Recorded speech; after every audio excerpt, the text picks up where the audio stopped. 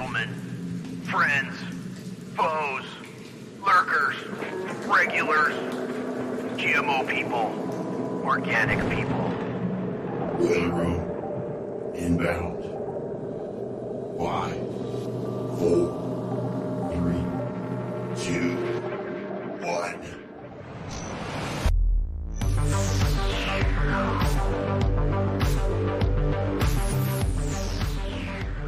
All right, what is up, Internet? Hello, World Wide Web. Everyone used to call it the World Wide Web. Everybody used to say World Wide Web. Used to hear that. Us Gen Xers, let me tell you kids something. Kids, listen up. Sit down. Back in my day, they used to call it the World Wide Web. World Wide Web this, World Wide Web that. They used to even say https://www.blah-blah-blah.com back in the day.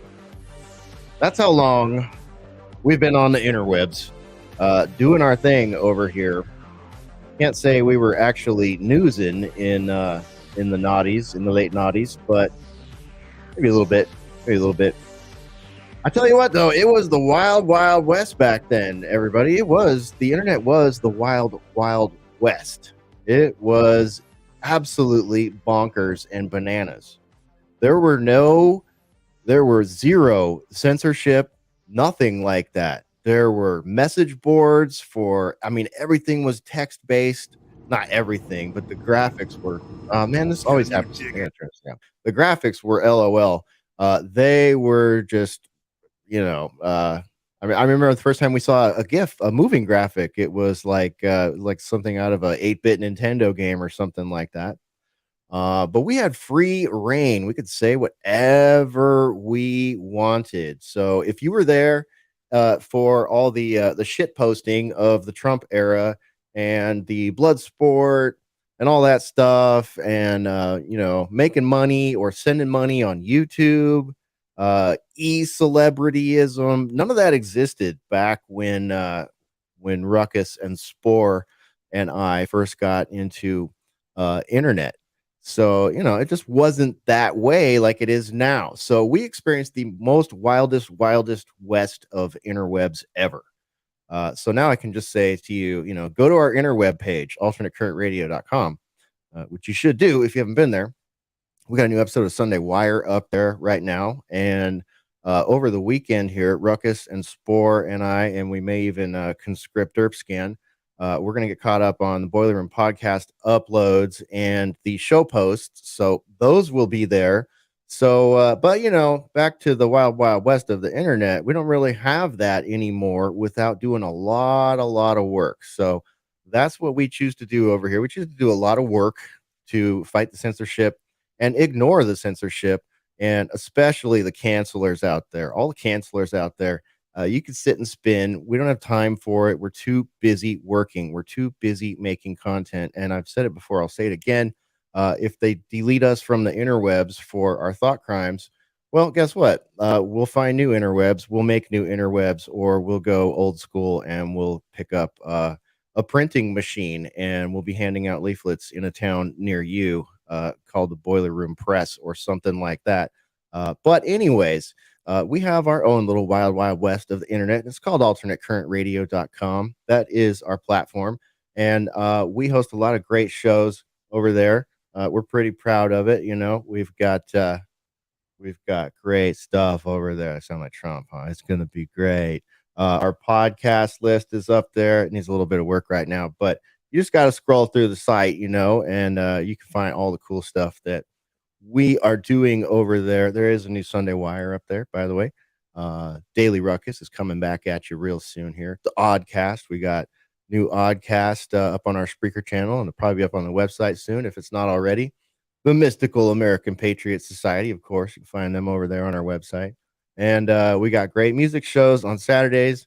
That's my show right there, the Hesher Session for you metalheads. I went to Merciful Fate with listener Shredder this weekend up in Dallas. Had a great time.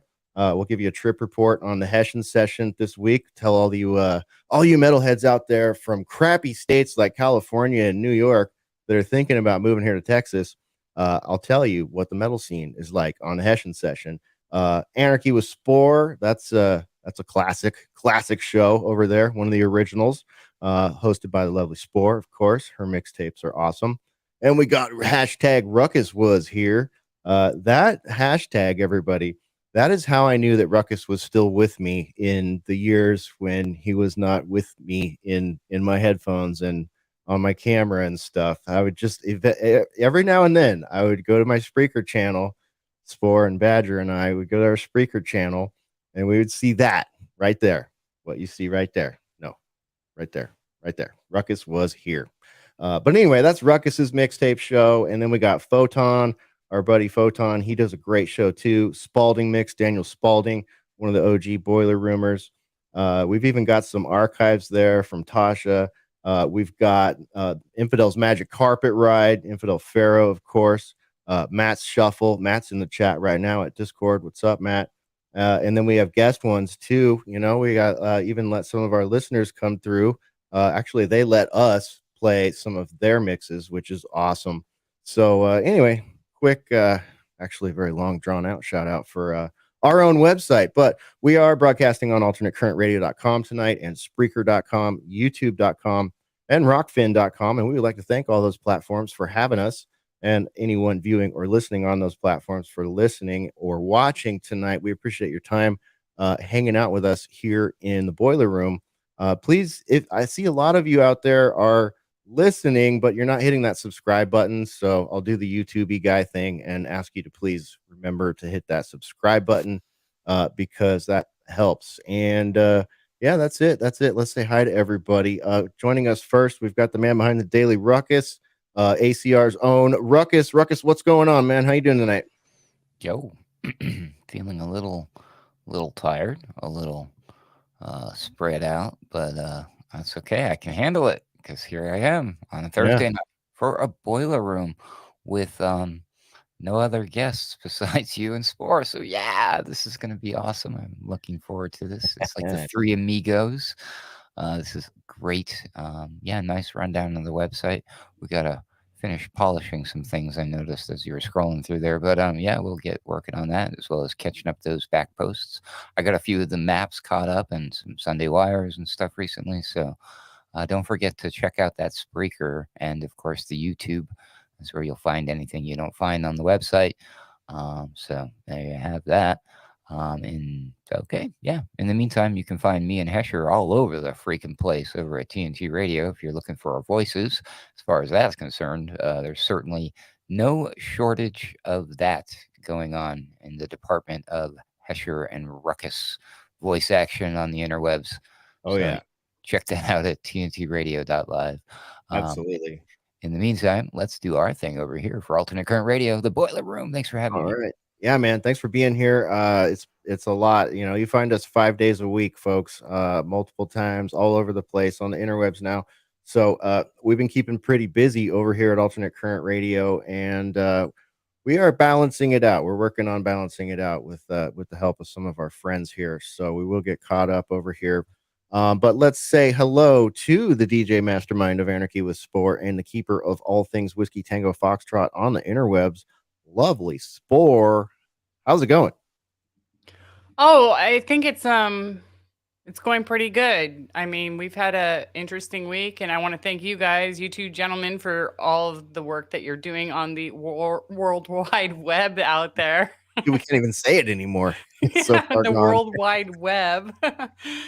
Yeah, it's been, I don't know, it's just been some crazy times. I just wanted to also give a shout out to our listeners to thank them for all their prayers. We had an incident with our dog Xena the other day, and she was on the brink of her life, and the vet seemed to get her back together, and we have her back at home. And I really do value everybody's thoughts and prayers that were thinking about her and our situation with that. So that was huge for us. So yeah, other than that, it just feels like everything's we're in the quickening here. Like things are speeding up really fast. There's too much information. I'm having a hard time keeping up with the shows on our on Alternate Current Radio as well as TNT Live.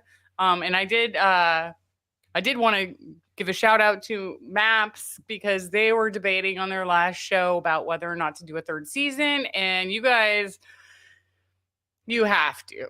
I mean, there is no lack of information or conspiracy theories out there. You guys can't just give up. So, Yeah, don't leave us hanging, dude. Come on, yeah. Smokestack. Come on, Sumo. We need you. The world needs Yeah, the American seriously. Patriot Society. Yeah. So I do have an icebreaker. This one was provided by Ruckus. Oh, a icebreaker, you say? That's correct. All right. Let me know when you're ready for me to unleash the pythons here, and I'll put the image up. Okay, I'll just say the title and you can put it up. And I'm not familiar with this media outlet IOL. Yeah, me I don't know either. what that means. Yeah, But I can't vouch for them. yeah, but it's titled "Watch: Women Show Up Wearing Penis Pants at Music Exec Don Jazzy's mom's funeral." Okay. Okay, you can put the image up now. All right. There you go. So, I mean, there's really not that much to this article, and I'm not familiar with Don Jazzy. Are you familiar with this gentleman, Ruckus?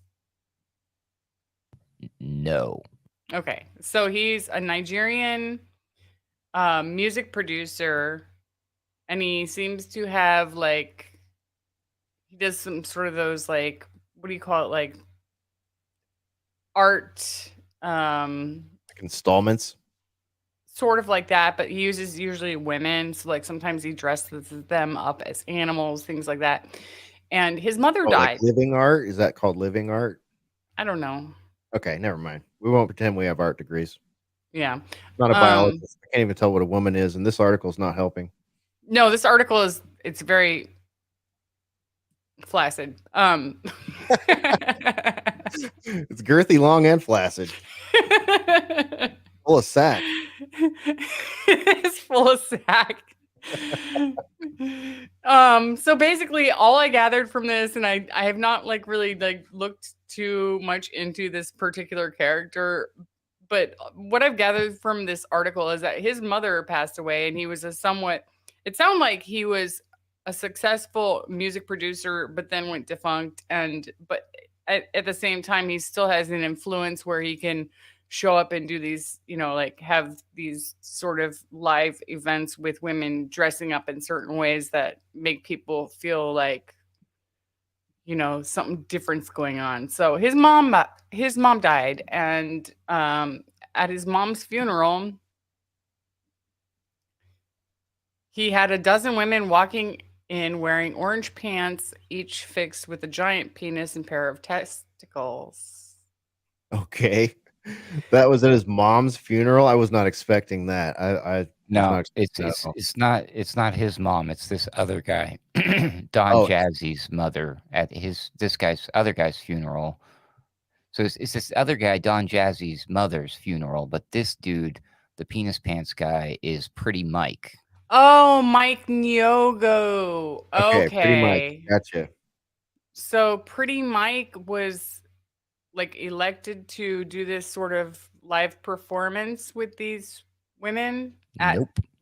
Okay, you gotta. He just crashed this dude's mom's funeral to do this, doing this. He showed up. This was not a planned thing. He just showed up. So this made the news, and people thought it was kind of weird and messed up for him to do that. Apparently the reason he did this is he believes, this Pretty Mike, he believes that people should not be favored because of what's in between their legs. Rather, they should be given equal opportunity because we are all capable in different fields regardless. I guess somewhere in response he said, quote, "The world is changing. In my opinion, you shouldn't be favored because of what's in between your legs, because everyone should be given equal opportunity because we are all capable in different fields regardless of gender." I hate it when articles do that. Anyways, but yeah. So here's what he's done before. This is not a first for him to cause controversy. He reinvented fake bishops, whatever that means. He portrayed Jesus Christ's death. He attended an event with a ritualist. I have no idea. This guy's weird, I guess. So really strange. But yeah, he thought he was Wow. putting smiles on people's faces, I suppose, by doing this. But yeah, could you imagine you're at your mom's funeral and this dude shows up with an entourage of women wearing penis pants? So Or we don't know if he's invited there or not. I don't. I this is so bizarre to me. I thought it was so effing bizarre that it had to go in the icebreaker channel.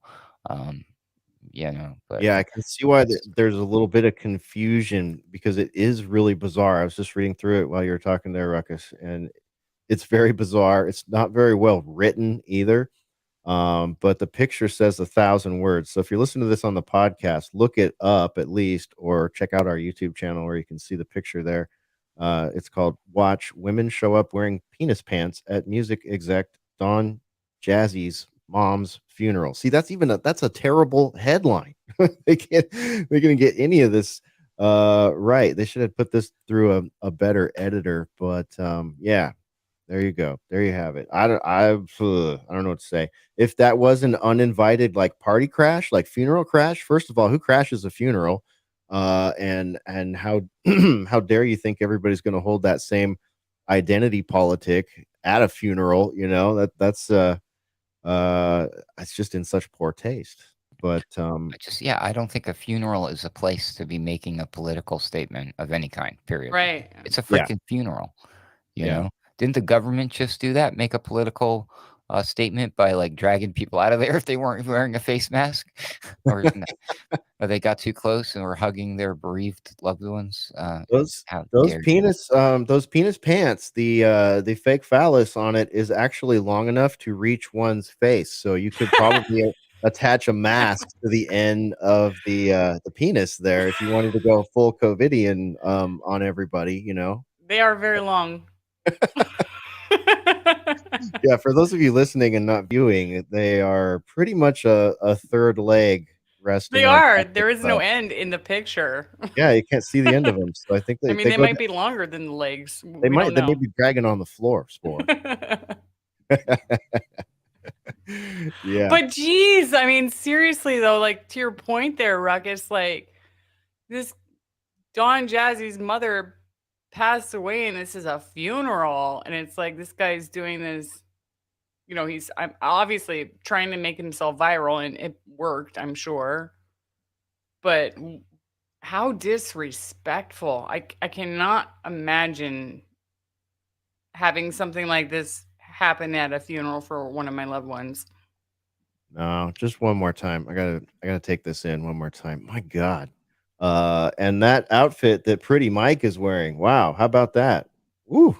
I don't even know what this all is or what to do with it, man. I know if this entourage showed up at a funeral that I was attending, I would go from mourner to bouncer in nothing flat. Nothing flat. These people would be being dragged out by their 5 foot long fake wieners. Google his name or check out his Instagram account. He wears very, very interesting outfits. Don Jazzy, and what about No, Pretty Pretty Pretty Mike. Mike? Okay, Pretty Mike. Yeah, okay, I, but I would like you to know see. why? Do you guys know why this is happening? It's a pretty obvious reason why they have to resort to this, and it's not just him showing up at a funeral to try to inject his wow. Okay, I hope people get a chance to check this out on YouTube. This is great. This is because people are getting canceled. They're not allowed to say or do specific things on social media, and or maybe they just don't even have a large enough following that it freaking matters. So they have to do absolute in your face publicity stunt style things just to get attention. And this is how the climate agendists are operating falsely under a pretense that they need to do extreme things to get their message heard when they don't have to do all that. Their message is being loudly and proudly vocalized on media and supported by the current administrations all around the world. Don't you worry about that. You silly little what are they called? Just Stop Oil. Those people and the Extinction Rebellion and all those nutsos out there gluing themselves to everything and throwing food on everything. before gluing themselves to everything else. These people are just insane, and they don't realize that they're pawns in some stupid, and I emphasize stupid game here. And nothing that they're doing is going to make a lick of a difference as far as it goes to saving the planet. I assure you that. But it's going to make somebody somewhere a shit ton of money. So you keep it up. Way to go. Funny you should bring that up, Ruckus. That is actually our next topic. I wanted to get into that a little bit. So we'll expand on that thought. We will expand largely on that thought because I think we should talk about that a little bit. But yeah, Pretty Mike's Instagram, interesting. We had it up on the screen there for a minute while Ruckus was talking. I had to look away from it so I could focus on the mind-blowing fact that Ruckus just called out my next topic without even knowing what it is.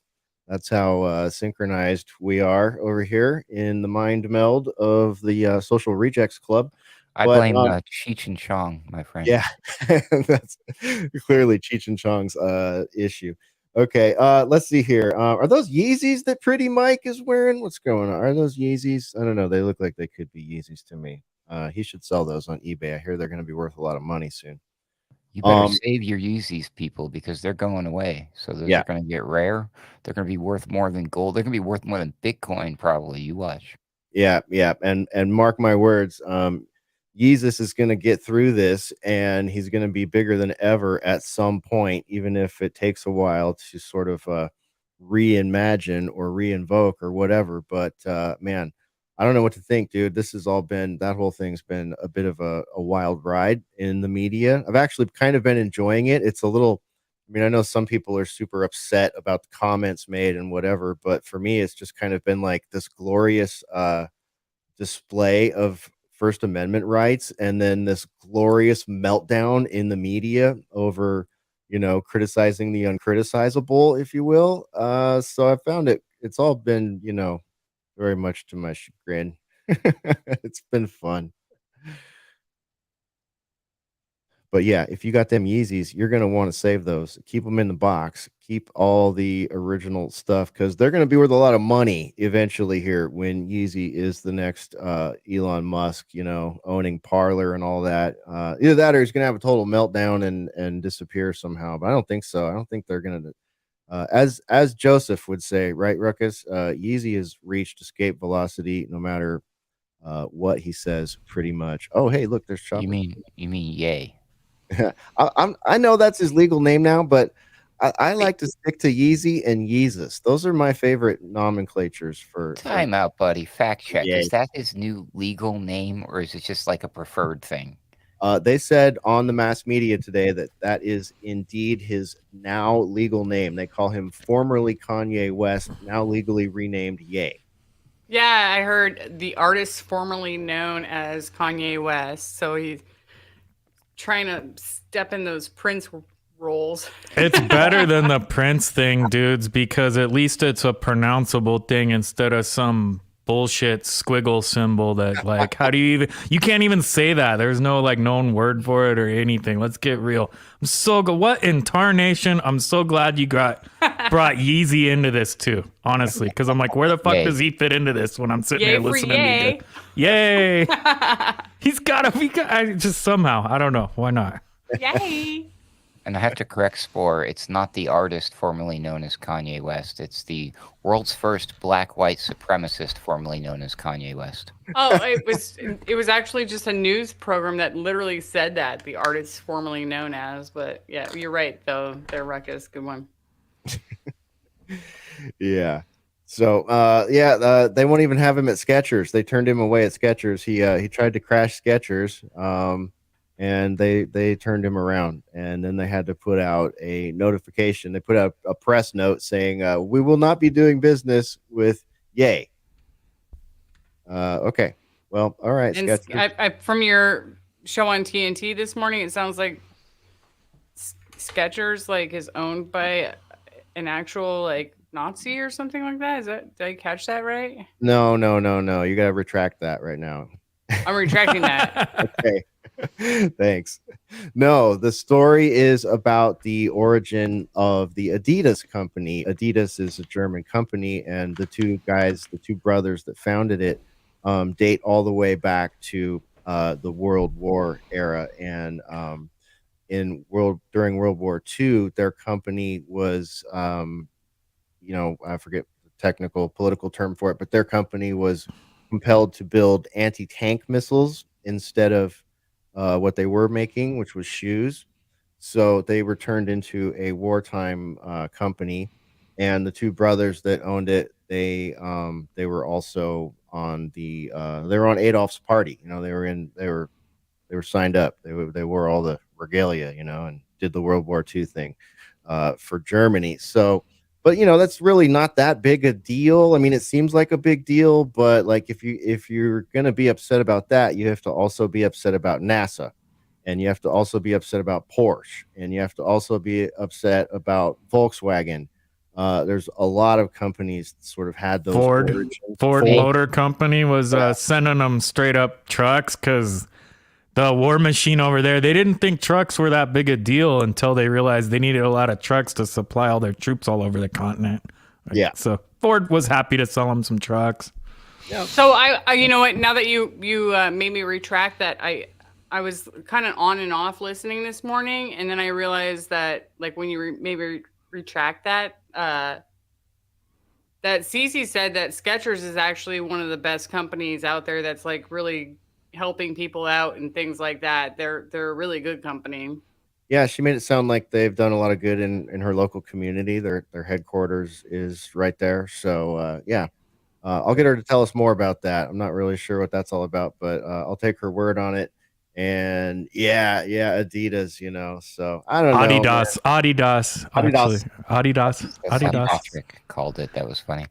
Yeah, no, let's forward to that point real quick about Skechers. That was the other headline that was around the news recently was he went into the Skechers headquarters, had some sort of a meeting or talk with them, but they kicked him out, I guess is how they worded the headlines I saw. So I guess the idea is that like Kanye is like maybe he hasn't necessarily reached escape velocity, as it were, Hesher, but maybe everyone just doesn't want to touch him. They don't want to risk themselves being burned, canceled, no guilty by association. I think that's what we're seeing a lot of. Some of these people who are like stepping up and saying, okay, yeah. There was like, he was on a show recently and said some stuff on the guy's show, and then the host didn't say anything to Ye while he was on the show, but then later on when everyone was pissed off about it, he's like, oh yeah, hold on a second, that's kind of messy, you know what I mean? Like everybody's like, saw that. You could have been you could have said something, why didn't you stop it? So people were mad at the host for not condemning him right then and there and saying, hey, hold on, buddy. So people are even getting mad at other people for not censoring people. It's so fucking ridiculous. But I mean, it's crazy. Honestly, though, like, dude, like, let's say I was rolling some multi-million-dollar company right now, whatever, like, and Kanye came in and was like, hey, blah, blah, blah. I'd probably be like, nah, dude, I'm not interested. Like, I don't, like, yeah. Like, I can't blame these people. Come on. Yeah. Like, you might get mud on my company that will never wash off, and I understand that. I see why people are having that response. And yeah, so he walked in there. I had to figure this out after the show because we didn't know this morning on TNT when we were talking about it, but I watched the report and he just showed up there. He just cold called. He just literally showed up with an entourage and all the paparazzi that follows him around and probably his own camera people too. And they asked him to leave because he was filming, in the building, and he didn't have permission to be filming in the building. So, he didn't even have a meeting there or anything like that. Like, he just went there. So it's like part of, whatever this current PR activity is that he's doing. I don't know if it's managed PR or if it's just him, like, making his own schedule up and going around and doing these things. But I think you're right to point that out, Ruckus, about how that other host had him on and just let him monologue and didn't push back. And then later was like, saying he was sorry, and I think he deleted the episode maybe even. And it's like, well, dude, what I want to know is why aren't you, or I mean, even Tucker, I guess Tucker is just a no-go zone for Tucker, but it's like with that guy that did that show with him, he had the opportunity to be the interviewer that gave Ye enough questions so that he could express himself properly instead of just letting him do that verbal vomit that he did, because there were a lot of things that he said that needed more context, I think. And the way that his train of thought worked, it came out just sort of like more like a, uh, like a bipolar rant, to be quite frank. So I think that guy really dropped the ball. I wish he had more skills as an interviewer. I hope he's listening and he knows next time what to do, because he had an opportunity to clear a lot of this air here and let Ye try to express that better, because I think he could have expressed things better. You bet that's a catatonia patch, Crypto. Good to see everybody in the chats. Thank you for joining us. And look, speaking of people joining us, look at this. We got Mark Anderson joining us too. Mark, welcome to the Boiler Room. Yeah, taking a break on a little housework. Yeah, you heard me correct. Housework. It sounds like the middle of the conversation. Did you already have the icebreaker, I assume? Oh, we did. But let me I'll show you the picture. All right. I'm just going to show you the picture and I think you'll check this out. All right. I'm going to put it on my screen here and make that the active one. Boom. There you go. Women show up wearing penis pants at music exec Don Jazzy's mom's funeral. How's that for a living art piece right there? Wow. Yeah. We were not able to figure it out either. It was a confusing story. It had a poor headline. It was written poorly, but apparently that's an art thing or a I don't know, activist thing or advocacy thing. I thought it was a promo shot for a live action anime. Oh, never mind. I mean, just coming at it first blush, obviously they're going for some sort of shock value here, but there's of course a deeper thing at work. I mean, they look like relatively attractive women. I couldn't see it really super clearly. It's amazing that any self-respecting woman would want to debase herself like that, even for a joke. I suppose that maybe it'll be here today, gone tomorrow for some of them, but I wish I would have heard what y'all had to say earlier about it. Oh, it was a mess, man. We really don't know what to make of that one. I mentioned that if that showed up at any funeral I was attending, if someone asked me to be the bouncer, I'd have no problem doing that. Let me back up. So that was at a funeral. Yeah, they crashed a funeral looking like that. Crashed a funeral. Did they know the deceased or the family? That's my question. That's what we've been trying to figure out. We think they were uninvited, but we're not sure. Do I have that right, Ruckus? Are we definitive on any of that? I think he knew Don Jazzy or knows Don Jazzy. I'm not 100% certain whether he was specifically invited, but I do know that the 12 women with the penis pants were not. And by the way, to your point, Mark, they're very attractive women, but I guess they were what we would call butter pants. Get it? You heard of butterface. This is right. Butter pants. Boy, yeah, I feel like I don't know enough about it to really get brilliant here. It's been a long day, so being even remotely brilliant, quote unquote, is not real easy.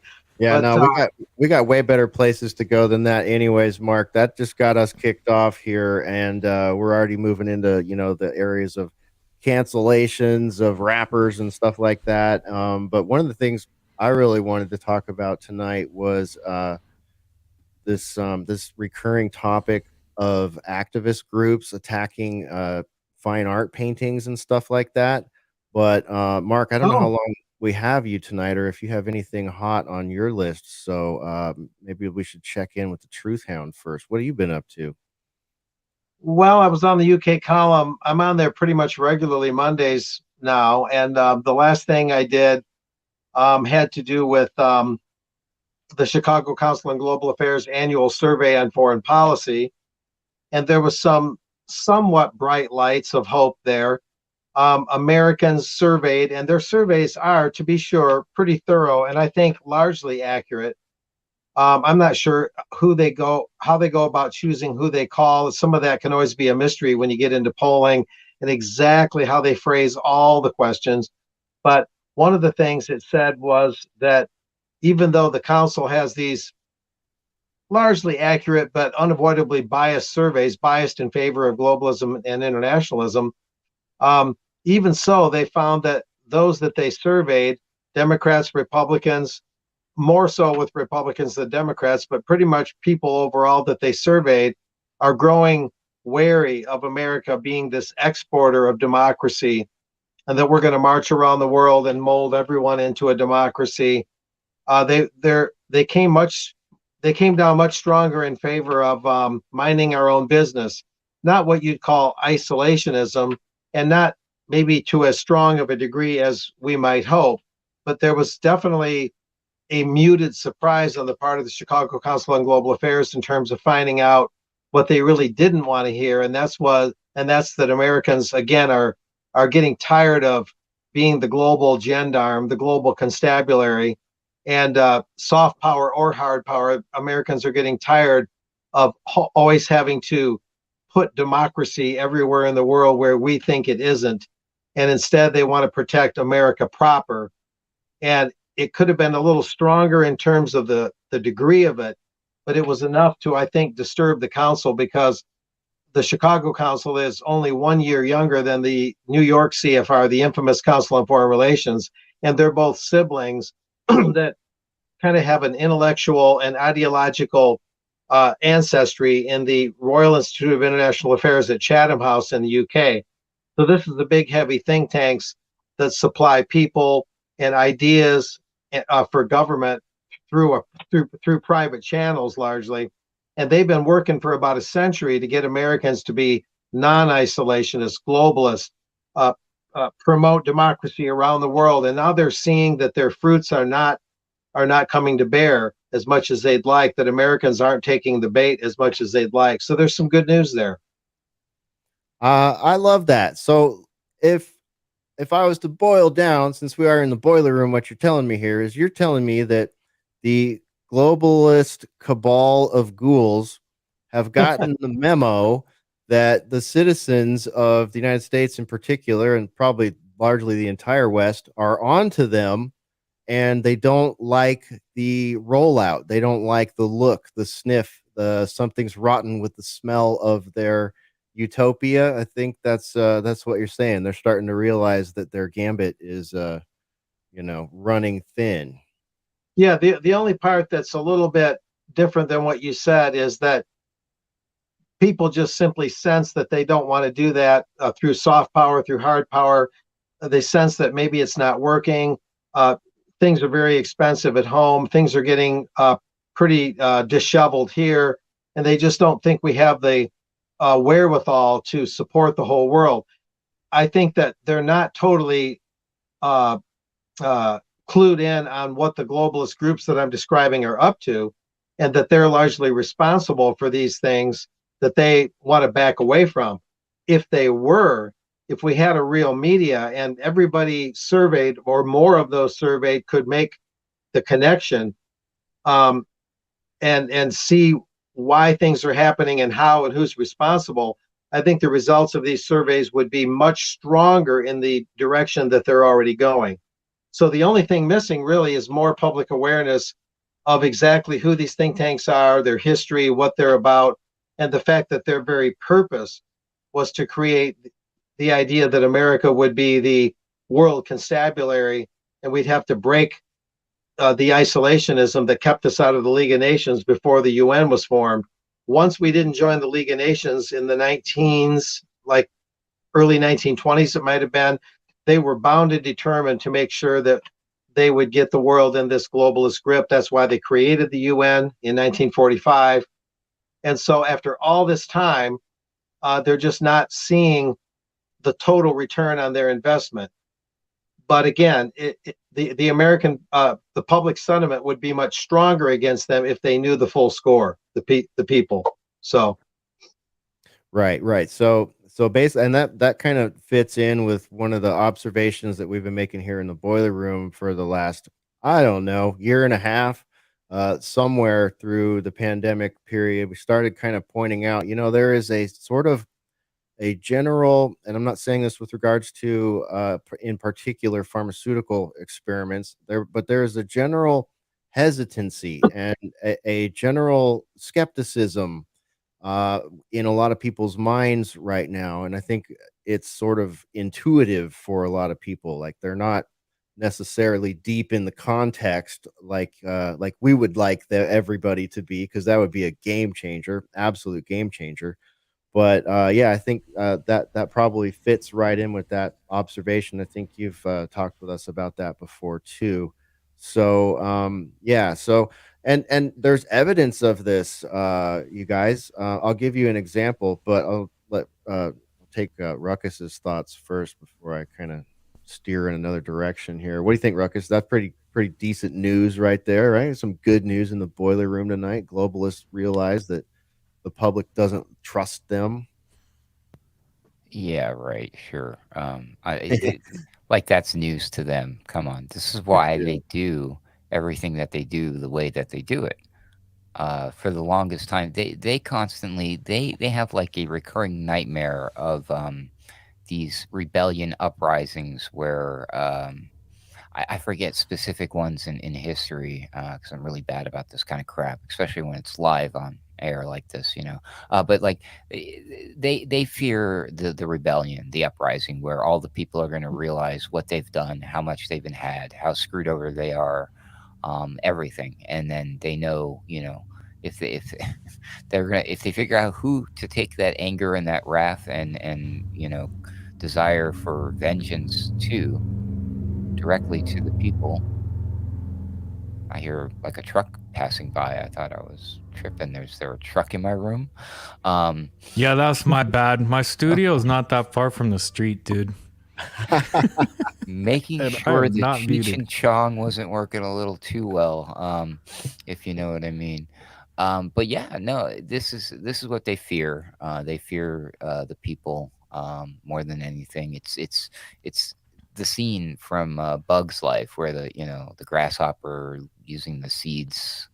Remember that where he's like, you know, hey, you know, the ants, you know, oh, they're tiny little peon ants, but if all of the ants got together, the ants outnumber the bullying grasshoppers, and that's literally where we're at. You know, that's one of the most profound scenes in any movie of modern recollection in my book. I love that scene.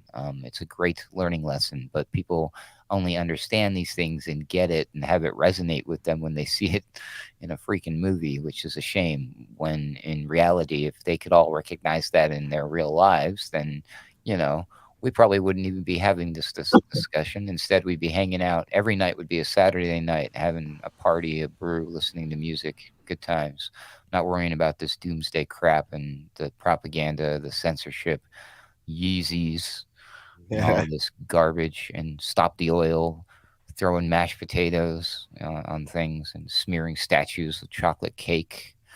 You know, that's the freaking Well, world we live in. You're kidding me. Check this out though, dude. Maybe people they don't need movies because, like, right in my yard, ultimately the ants get most of the grasshoppers. They die and the ants eat them in one way or another.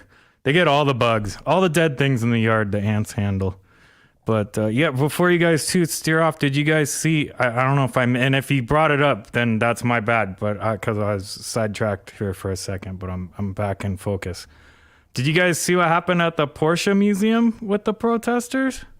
Tell me this one. Okay, so we're talking about Porsche, and I'm a little bit of a fanboy. I've never owned one, but maybe if I had that multi-million-dollar company, we might find room. But check it out. So these guys went in there to do their climate protests. They went into the Porsche Museum in Stuttgart or wherever, and they glued their hands to the floor. And like expecting that standard operating procedure would be to call the cops and make a big fuss, and the media shows up, and then we negotiate. And no, you know what Porsche did? They were like, oh, bravo, cool. And when it was time to go home, they shut the lights off and left these guys there with their hands glued to the floor. Yeah, it's great. Oh, they were crying and how they were mistreated, and they had to go potty, and they didn't have any bucket to defecate in, and their hands hurt, and they basically left them there till they were begging for them to undo them. It was great. That's awesome. I love it. Yeah, here, I'll drop a link in the Discord. All right, yeah. Is there footage? I want to see footage of these pussies whining. I saw some photographs. I lost you there, Chopper. Did you hit the mute on accident? I did. Yeah, I'm sorry. I didn't see any footage. I don't know if there's footage. I did see some photographs though, but I'll drop this in. There probably is footage if one looks. All right. I love it. I absolutely. But I thought that was German engineering at its finest. Just saying. Yeah.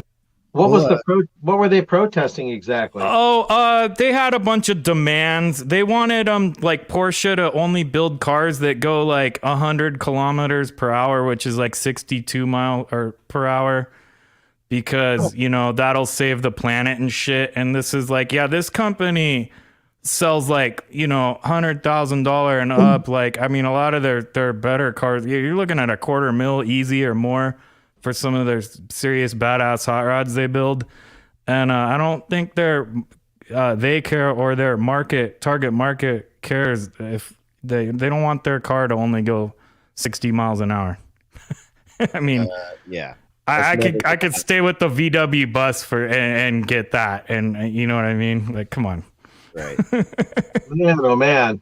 Yeah, I had some thoughts on cars. It hit me that now to be clear, I'm not a big fan of America being so dependent on the automobile. I think that the whole argument kind of misses the boat in a way. You'll notice that when they talk about electric cars versus gasoline cars, all they talk about is which kind of car do you want to be in, right? And it kind of hit me that we have this primitive railroad system in this country. And I personally like travel by rail. Maybe there's too much bias here. And sometimes long distance driving and driving in general can be quite tiring and hazardous. Let's face it. Pollution, I think, is a minor, if almost trivial issue, because the gasoline powered cars are so much cleaner than they used to be, the way they burn. So it's not really that. I know the insurance companies make a killing keeping us all in cars. Another way of saying keeping the railroads kind of third world almost in terms of passenger travel. Amtrak has declined. It was much better back in the 1970s than it is now.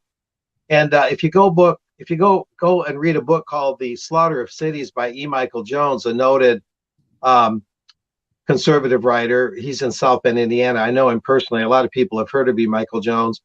He wrote about how the automobile companies, when they came up, wanted to get rid of the trolley cars and the interurban trains and get everybody into a car, which fattened the wallets of the insurance companies. So that we're talking electric cars, which have limitations, and we know what they are, some of them very serious. The lithium ion batteries can create enormously hot fires. Car accidents could become more deadly. Having to stop and charge your vehicle and maybe sit there for an hour. How long is it going to take to charge this thing? How long will it go after I charge it? Lots of questions, good questions about electric cars. But again, you look at it and it's like, we're still going to be in cars, right? And not that that's bad, but why should we not have a good rail system? In other words, even if a gasoline powered car is appreciably better, or even a lot better than an electric car, and given all the limitations of electric cars, even though they could be used in more limited situations like gated communities, segregated communities where you just drive local distances, you don't drive long distances, country clubs, resorts, different things like that. So we know all the pros and cons of both kinds of cars, but I just wonder about if this is all just sort of a flim-flam to continue the car culture with all its good points as well as negative points, and basically keep America third world in terms of a rail system, especially a national rail system. Even though it is a big country and it would be more costly to install a rail system here, that's, without getting too far into it, that's just sort of something I sensed. And I've seen this kind of thing before, where they get us talking about choice A and choice B, but then we don't see the larger picture. Yeah, I like the way you're thinking outside the box there, Mark, because it brought to mind a couple of things for me. Like if we're going to have a great reset, why not do miniature ones? You know, a great reset of our travel system in the United States, for example. That is something that could be radically improved, like you're saying. But no, they want to keep us in that individual passenger paradigm. Um, and they want us to be riding on EVs, right? They say that EVs are the answer to all this. So electric vehicle is going to be the answer to all this. Let's radicalize the youth and train them, actually employ them. We'll get to that, to glue their hands to shit, to expensive shit and priceless shit. Um, we'll do this kind of thing. Why this grand psyop? Like, if we were really going to take the whole society, right? I mean, they're talking about they're talking about doing this with China, right? China. So, like, how many billions of people live in China that might need cars, and how many hundreds of millions of people live here that might need cars? I mean, China's pie in the sky. The U.S. is pie in the sky, in my opinion. But let's just say everybody had an electric vehicle. Say it's 10 years from now, everybody's riding on an electric vehicle. Well, how much does that all told cost? How much does that great reset of our transport paradigm fucking cost? Like, why not show us the number? Show us the projections. If you're planning this as a industry and a government, international government and banks, by the way, and Fortune 100, all working together to force this change on us, and just all you fuckers can tell us is, oh, it's for the good of the planet. It's for the good of the planet. Yeah. If you don't go along with it, you hate the planet and you're a terrible human being. But why not tell us how much money it costs and then show us the data on why that would be better spent keeping us in rolling dangerous vehicles? If these things get too wet, they catch on fire. The power grid can't support everybody driving one of them, so that nixes the whole idea right there, and they're making the power grid worse and worse and worse. So it's all falling apart to us, and all the mainstream media has to say to me is, it's for the planet, it's for the planet, it's for the planet. Yet I've spoken to so many climate experts and meteorologists, and they all tell me that that's bullshit. So what am I, as a consumer of information, supposed to think of that? These are very professional people I'm dealing with. They're very credentialed and smart people, but they're just not promoted in the mainstream media. So anyways, and then one more thing I'll add to that, Mark. There are children as young as 7 in the Congo that are mining for cobalt to put in those batteries. 7-year-old children mining, inhaling cobalt dust. There's a great spot on TNT Radio, tntradio.live, where they talk about that. It's just one of the bumpers between the shows, but they talk about that, and we've looked into it, and you bet that's a thing. So we're all supposed to believe that enslaving children in the Congo, digging giant holes in the planet for rare earth minerals, putting those in all of our cars, forcing us to drive those around, which, by the way, they emit electronic frequencies that they've never told us anything about, probably much worse than a cell phone next to your head. They blow up, they catch fire. We don't have a grid for them. You know what I mean? Why is that? Whatever amount of money it takes to bring that great reset to our transport system, why not have that number available to us, the public, and have our fucking representatives vote on that option versus other options like the one that you're pointing out here, Mark? What if that was $8 trillion? What could we build as far as an international railway system for that $8 trillion, $800 trillion, whatever the fuck it is? I don't care. Yeah, exactly. And they talk about driverless cars. Well, what is a train? Basically, it's a driverless car except for the front engine that's driven by the engineer. But in terms of your own passenger ship in that vehicle, you're riding without driving, and so is everyone else. And so you'll notice that we really don't get the diversity in the travel options that they claim that we have.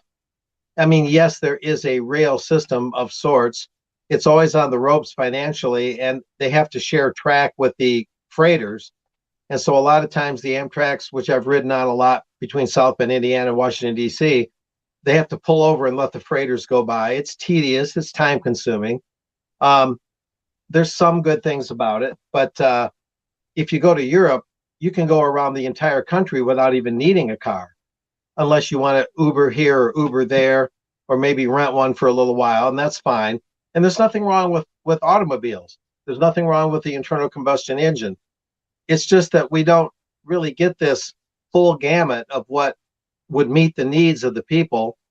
And they give us all these false and spurious and specious arguments, well, what kind of car do you want? Well, maybe I've got a disability and I don't want to drive a car, or I can't. Why can't I have a good rail system, right? What about those who are disabled? So it's just such a mind game. And it could be so much better. We could have the right kind of reset. It's nothing Schwabian out of the WEF. That's a nightmare. But, like you say, smaller resets, more piecemeal resets, Hesh, could be done across the board. Monetary reform, travel and transportation reform, and done right. But we can't get any leadership, and they all get elected or appointed to office, and they all act like they've already been to globalist school, globalism 101, and they all spout the same exact rhetoric. It's like you're listening to a bunch of clones. It's as disgusting as it is amusing. Mm-hmm. Yeah, it's a giant circle jerk. They're just finding ways to give money to their circle jerk and Fortune 100 buddies. Yeah, so you know how that works. You want your rail system here. You know what you get? You get the high speed rail shit in California where they blow $1 trillion or whatever, and they have fucking nothing. They got dick to show for it. Nothing. Theft. Yeah. Massive theft. That's what they have. And rails are all well and good. I mean, honestly, and I just got pipe in on that. They can pry my car out of my cold, dead hands. That's right. Fuck them. Fuck them. Yeah, That's big hands there, Chopper. But the thing is though too, it's like, yeah, rail, that's all cool and shit. I mean, honestly, like for me though, like that's not gonna fly. I got shit to do in a very short amount of time. I gotta get from point A to point B and not get on a train and then take a car that I gotta get a car or an Uber, whatever it is. It's all like, I just want my own fucking car to get in and go wherever the fuck I want, whenever I want. Yep. And that's that.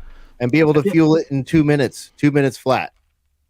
Yeah, I want to fuel it up before I could smoke a cigarette and get back on the road. Boom, out of here.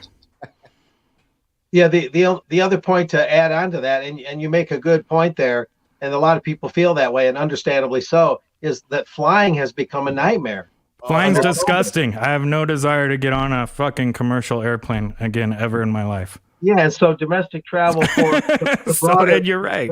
The broader section of the population, the elderly and whatnot, we could have a good rail system, leave the car thing as it is. Electric cars are limited in utility. They could be, again, limited to certain venues where they work. I mean, but full bore, cross country use of electric cars is just so impractical right now, because all they have is a hammer. They just want to hit everything with the biggest sledgehammer they have. Like, look, we're just going to force this now. Like, you guys aren't buying enough electric cars fast enough. You know what? That's all you can buy. Coming soon to various venues near you. And that's what they're going to do. And the automakers are on board. They don't care. They're like, whatever, we're going to keep riding this train too. So to speak. That's why Dodge is canceling the Charger and the Challenger, man. The GTI's out of here. No more GTI. You're just going to get some crappy GT electric vehicle instead or whatever that doesn't float my boat, Yeah, they don't want us traveling at all. Exactly. They don't want us doing shit. They want us being broke. They want to steal all their money to tell us they're doing something for us, and it's pure bullshit. I'm sorry. Yeah, they want us to sit in our homes and be depressed and not be able to socialize or do normal human things. I mean, I travel a lot for work, and it's just insane the last few months. I mean, it got a little bit more normal once like the COVIDian stuff sort of slowed down, but like the amount of like delays and like having to switch planes and being stuck on a tarmac for hours. Like, I mean, Hesh and I experienced when we went to Santa Fe, and then I've had to deal with it a couple times, like in my work travel, where it's just like you all just sit there, like, you know, like a prisoner on a plane or a prisoner in an airport. You can't. I mean, the last time I went through the Denver airport, I could barely find a place to sit down and have, you know, a glass of water. I get there, I find a seat. Luckily, they're all out of food. I can't even get food in the airport. Like, it's just, it really feels like a weird prisoner camp, like when you're dealing with airlines, especially because And it's such a cluster that you are gonna be there for an amount of time where you're probably gonna be hungry and need some food. But yeah, they've you don't have a created into this choice. thing You know, like where it's taking hours to get through an airport or whatever. It's ridiculous. yeah, I mean, the TSA thing is a whole nother thing that could, you know, determine whether or not you get to fly or not. But like, Mhm. other than that, once you get through the TSA, it's like, good luck. You know, hopefully you got a properly connecting flight. And I mean, when Hesher and I went out to Santa Fe, we had to get we went around I think Lubbock airport. We circled it Dallas. 5 times. We circled Lubbock airport 5 times before we were able to land in Dallas, or we had to fly off from there. We circled Lubbock 5 times, landed in Lubbock, sat there on the tarmac for a while, and then we were able to go again. And it was just like hours on a plane, just like prisoners. It was lame. It was lame. I've got a lot of flight hours. I've logged quite a many in my time, and it is just shocking how bad it is now, because It's gone downhill. Bad. It was always gone bad. way downhill. But it is so bad now. It's so bad. Ruckus, what do you think, man? Spore, was it burning fuel the entire time? You guys were circling 5 times over and over and over again? Well, that's why we had to. So there were storms. There were storms in Dallas where we were supposed to land, and we weren't able to land in Dallas. So we were circling Lubbock so that we could land and get fuel to make it to Dallas. What a catch-22. See, this is why people should not travel. You're just it's exacerbating the problem. It's like, speaking of circle jerks, see what happened there? So, you know, all of these, you know, carbon emitting fossil fuels like planes burning all that jet fuel up there is causing storms and problems with the weather that are forcing the planes to continue circling around, continuing to, you know, spew more of these fumes into the atmosphere. It's just it's not. And you don't know who you're going to be stuck on a plane with. Well, there's that too. There is that. That is a factor. But yeah, no, I don't know. I don't fly at all. Flying. Well, you guys just brought up the worst part of public transportation. Sorry, Ruckus, but I forgot to get to that earlier. Is that okay? So we rail somewhere and then we'll like take a bus somewhere. This that. Like, dude, public transportation is basically absolutely terrible in my experience, and I don't want to have to experience that again. When I was young and broke, that was something you might have to do to get across town or whatever. Like, I don't miss that. You know, I just want to be able to get in my car. Yeah, I was watching news footage of the cops cleaning out the homeless people from the mass transit in I forget where it was. I think it was in New York State somewhere, and it was a mess, dude. It was a mess. Like, the people, like, they have to, you know, work with the rail, with the metro, basically, to like clear it out, because they close it down at 1 a.m. or something like that. Last train at 1. Mm-hmm. It's just like dozens of people that they're shooing out of there. Like, you know, not the kind of people you're going to have a chill travel with. So that's a whole nother factor that we got going here.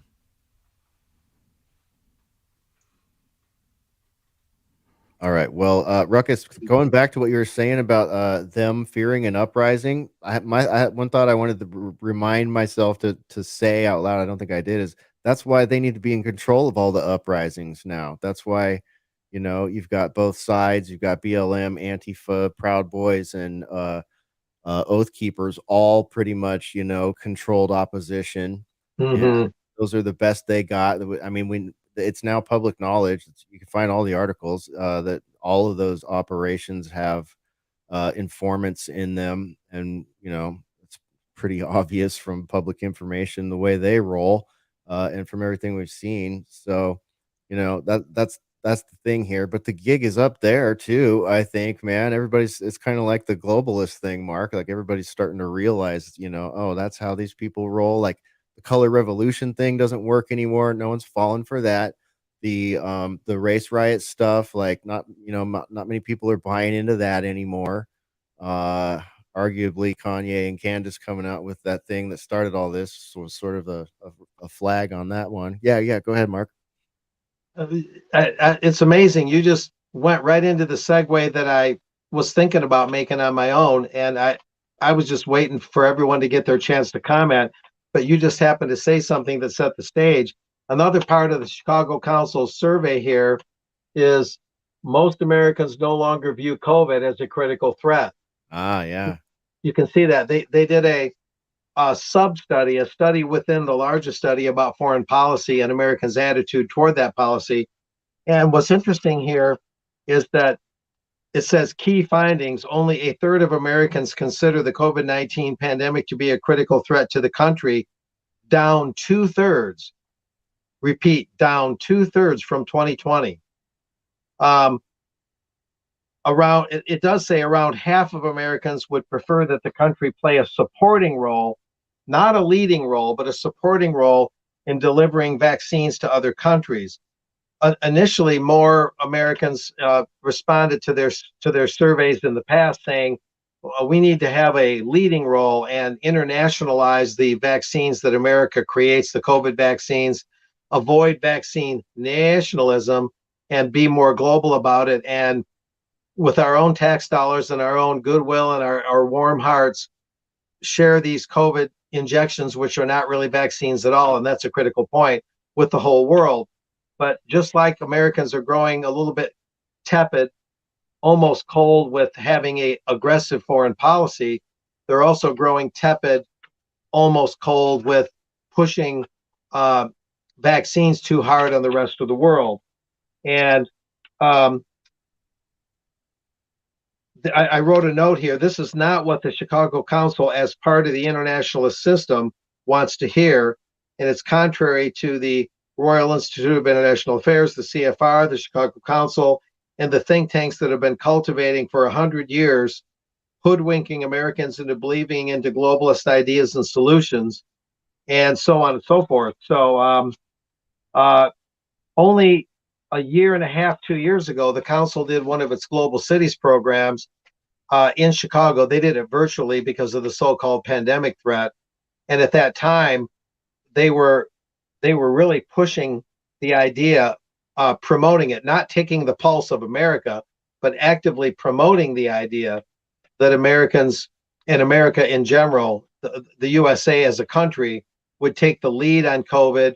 We would produce the most vaccines, we'd share them with the world, and they were pushing that. And now the very thing they're pushing is not falling on deaf ears altogether, but just like with the other survey, people are lukewarm about it. And just like with the other survey, if Americans knew the rest of the truth, if they knew the full truth of COVID, just like if they knew the full truth of our foreign policy, then these surveys would be very slanted against these globalist groups, to the point where I think that they would lose their initiative to push these things anymore. So in both areas, COVID and foreign policy, is right at this breaking point. People could be a little more against it than they are, but they're more against it than they used to be. So it's right on the fence, and it's leaning our direction, the direction we'd like to see, and away from or contrary to the direction that these globalist groups want to see. So not only are their own surveys not seeing what they want to see, but their own promotions are not doing what they want to do. Again, and it's glad to see that that's happening with COVID and not just foreign policy. And much more could be said, but the change is quite dramatic, down 2/3 from just a year ago. And so what this means is this is a critical point in time to get the truth out about COVID once and for all. We're kind of in the eye of the storm. The establishment is a little bit reluctant to push another major lockdown, another major crackdown. I think they're really trying to assess this because COVID, ironically, the whole COVID thing has the potential to break this whole establishment wide open. And we're right at that critical juncture, literally as we speak. So now is the time to go full bore to get more Americans, a larger cross section of Americans, clued in about what the COVIDocracy is all about. And then what you see in this survey will go all the way over, and then that'll be the end of the COVIDocracy. They deserve it. Couldn't happen Yeah. to a worser enemy than the COVIDian cult and Yeah. the COVIDocracy. You know, I'm just I'm never gonna lay it down, man. The fact that they got away with that is I'm never gonna let that go. That is a stark reminder of just how far these people will go to achieve something as sick as UN Agenda 2021. You know, if you were paying attention in the years approaching that date, you would know that they had pretty lofty goals for what they called Agenda 21, which was a multinational UN agreement about how they want to shape the world, you know, when that comes to geopolitics and when it comes to sort of the whole globalist outline, the globalist paradigm, something far and away from sovereignty of nations. And you know, they were not doing very good on that path. They did all right on their whole PNAC plan, but that kind of started to fall apart when they got to Syria, with regards to people believing what they were saying about all their Middle Eastern wars. And, you know, then thanks to work by people like yourself and our other colleagues at 21st Century Wire, we started to really understand after years of hammering on that topic, the tactics, the information warfare tactics that were being used against the people to generate a certain zeitgeist, if you will, a false narrative that they believe and buy into, and it's done with flashy media and neurolinguistic programming and lies and military propaganda being fed to Fortune 100 media companies, and it's just that simple. It is just that simple.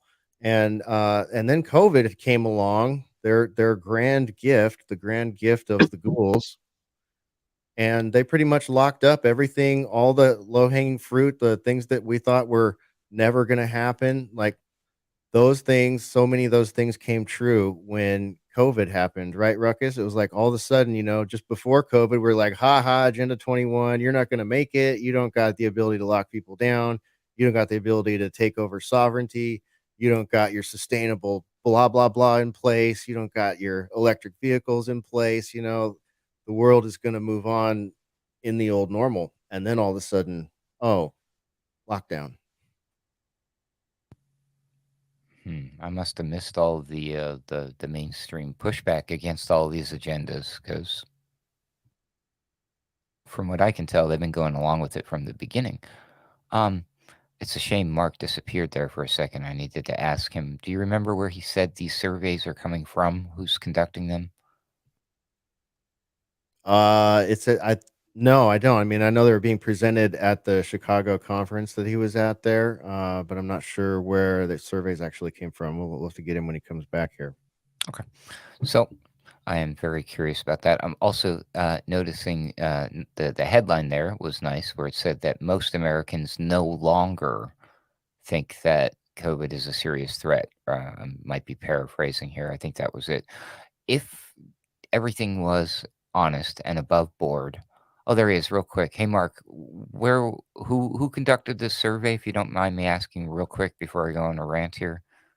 The Chicago Council on Global Affairs. And they conducted the survey. Who are they asking these questions of? They say Democrats, Republicans, and Independents.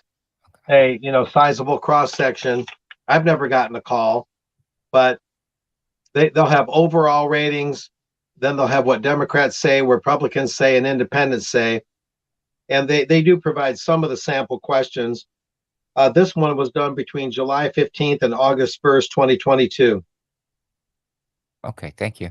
All right, so I just imagine, especially at this point, looking back at so many things in retrospect and my own personal experiences and my own little, maybe it's just my own bubble of my own personal, environment or whatnot. But I would imagine that if you took a larger sample, if you actually did a door to door and asked, if you were physically able to ask every single American about this whole topic, I think you might be surprised. I think, in all honesty, that headline there should read that most Americans never feared or considered COVID-19 as a threat. And that's my feeling. I think a lot of that was presented to us consumers of media as the reality. People like us and our opinions and our belief were painted very clearly and frequently in the media as the minority. And I think that that's grossly inaccurate, especially in retrospect.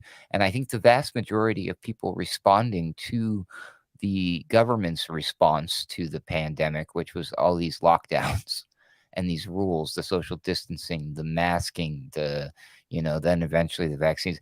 People only did all of these things in general to get rid of that shit, to go back to normal, you know?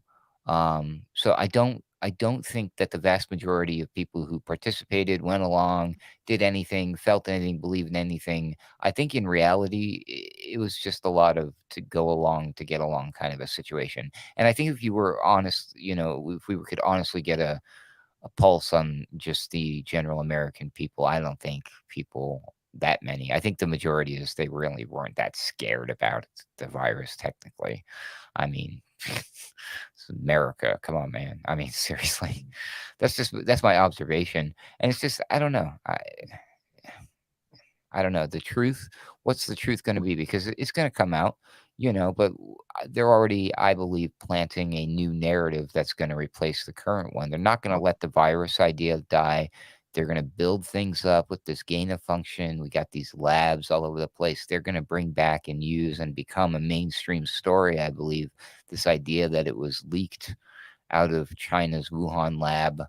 So we might actually see what was just, 2 years ago considered a conspiracy theory might become, the actual history books facts. And, how far they want to take that, whoever they are, it would be insane to do so. But I suspect that they might try to accuse China, air quotes here, of releasing the virus intentionally. Or maybe there's another one on the horizon. They could just say, oh my gosh, people, hold on a second. Just when you thought it was safe to go back to normal, dun, dun, we got a super, super duper Omicron mutant variant thing that was spliced on the backbone of Ebola.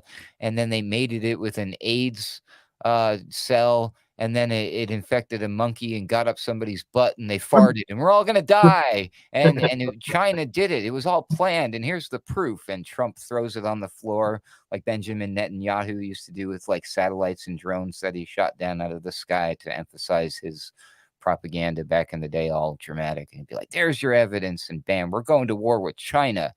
And then like how many troops, Hesher? 200 million? 100 million Chinese troops they say they could muster. Woohoo, let's do it. I'm sure we can take them all on, right? Because Great. How many guns are in America, by the way? We might have more guns than they got troops. I don't know. Yeah, we got about 400 million or more now. Yeah, I think so. In the upper hundreds of millions. Very interesting observations there. I would okay. Let me push back on that one just a little bit. Let me modify. Okay, I'm going to go along with you, but I'm going to say that for the larger part of 2020, I'm going to say that people are not scared anymore. But the reason they're not scared is because the majority of them are jabbed and boosted and still got COVID, and everyone they know got COVID, and they realized, oh, we didn't all die. Oh, some people might be, but and it wasn't that bad. They're all like, oh, it was a bad flu, and It lasted longer than my genetically unaltered friend over here. I don't know why mine lasted 3 weeks. I did the jab and the tri boost, and shit. Biden just did his fifth boost, I think. He's doing great. I'm sure that's not saline solution. They're popping into him. Of course Or not. yeah, who knows what it is. Some reanimator start, green juice or something like that. But I think that during 2020 there was a legit like fear because people stopped hanging out with each other. You know what I mean? Like all these people actually did the social distancing thing, and that shows that they were actually scared of the virus. But I think once they all got jabbed and boosted, and then everybody got sick and was like, it's no biggie. It's like a social media thing. It's like a hashtag for them to be like, yeah, I got the vid this week. It sucks. I have this. I can't smell anything. It's horrible. I'll give you that, and I'll give you one more. I'll see that, and I'll raise you the fact that in my opinion, that's actually more evidence of people's stupidity. Because I will say this: if you're the type of person that you're told that, like, hey, we got this thing going around and people are getting sick, stay inside, don't go outside and get any fresh air, and you thought that was a good idea,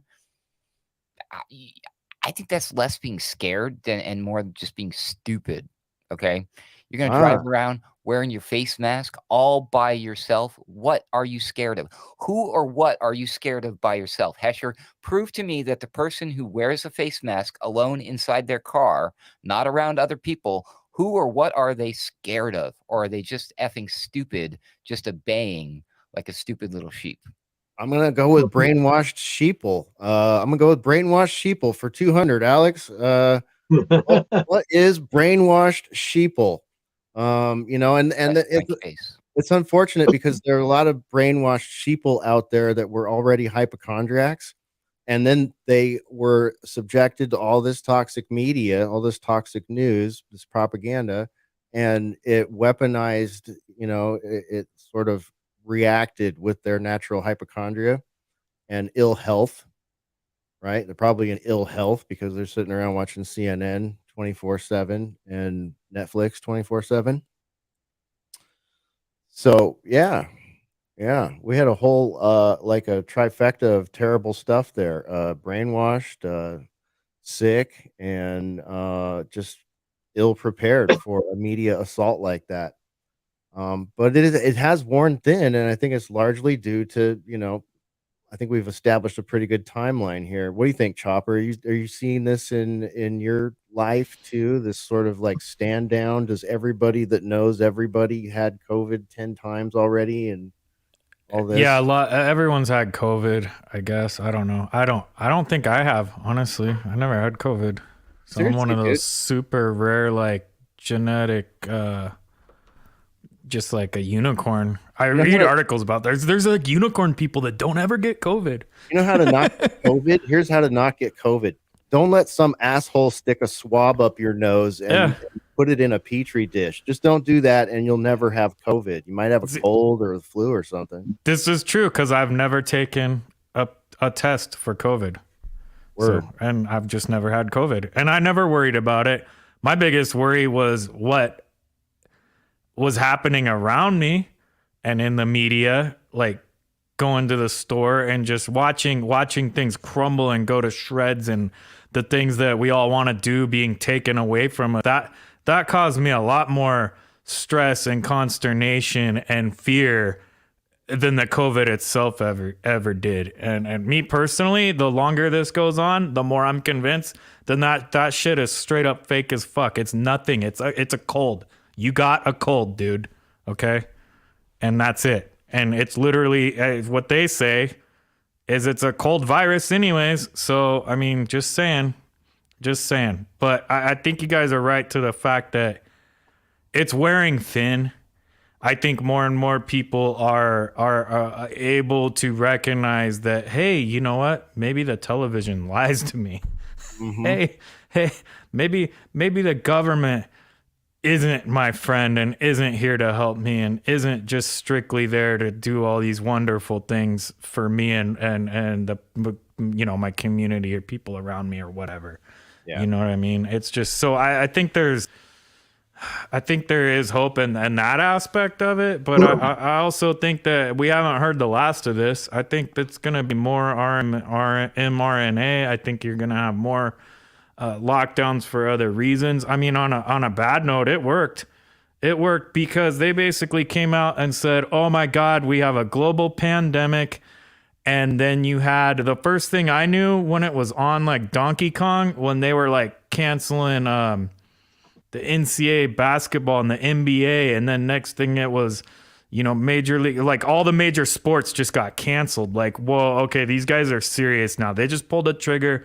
These are billion-dollar industries, and we are gonna turn around. We're just gonna shut them off. And that trickled, that went to everywhere, and then every level of government, like, so you had governors running out, can't wait to, emergency this, that, and health departments and county people and city people and school people and on and on and on, and everyone couldn't wait to get their power trip on it and start telling people what to do and this, that, and then that aspect, it works so fucking good that why would they not be trying this shit again? And yeah, and absolutely, climate lockdowns are gonna be a thing. That is gonna absolutely be a thing. I don't see any way that's not gonna happen. Yeah, we let the bully beat us up, and we didn't punch back. As a globe, as a society of people. And we don't even have to punch back. All it would have taken was more people to just ignore their bullshit. Yeah, just refusal. Just no, right. Sorry, I'm gonna do that. And I went about my life like that. And let me tell you, I got tossed out of some places, not physically, but, I was basically invited to leave in a hurry, because I came in there without a mask on. And when they told me I needed a mask, I was like, no, I don't. I want to purchase a product or whatever. Can you help me? And actually, a lot of people were pretty cool.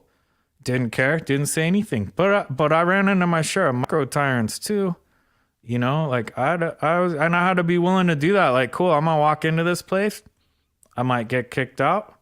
I might not. I might get my product I'm looking for. I might not. But it was just like, I just refused. I couldn't wear that mask, dude. I felt like a fucking retard and I wasn't gonna do it. It just wasn't for me. I can't do it.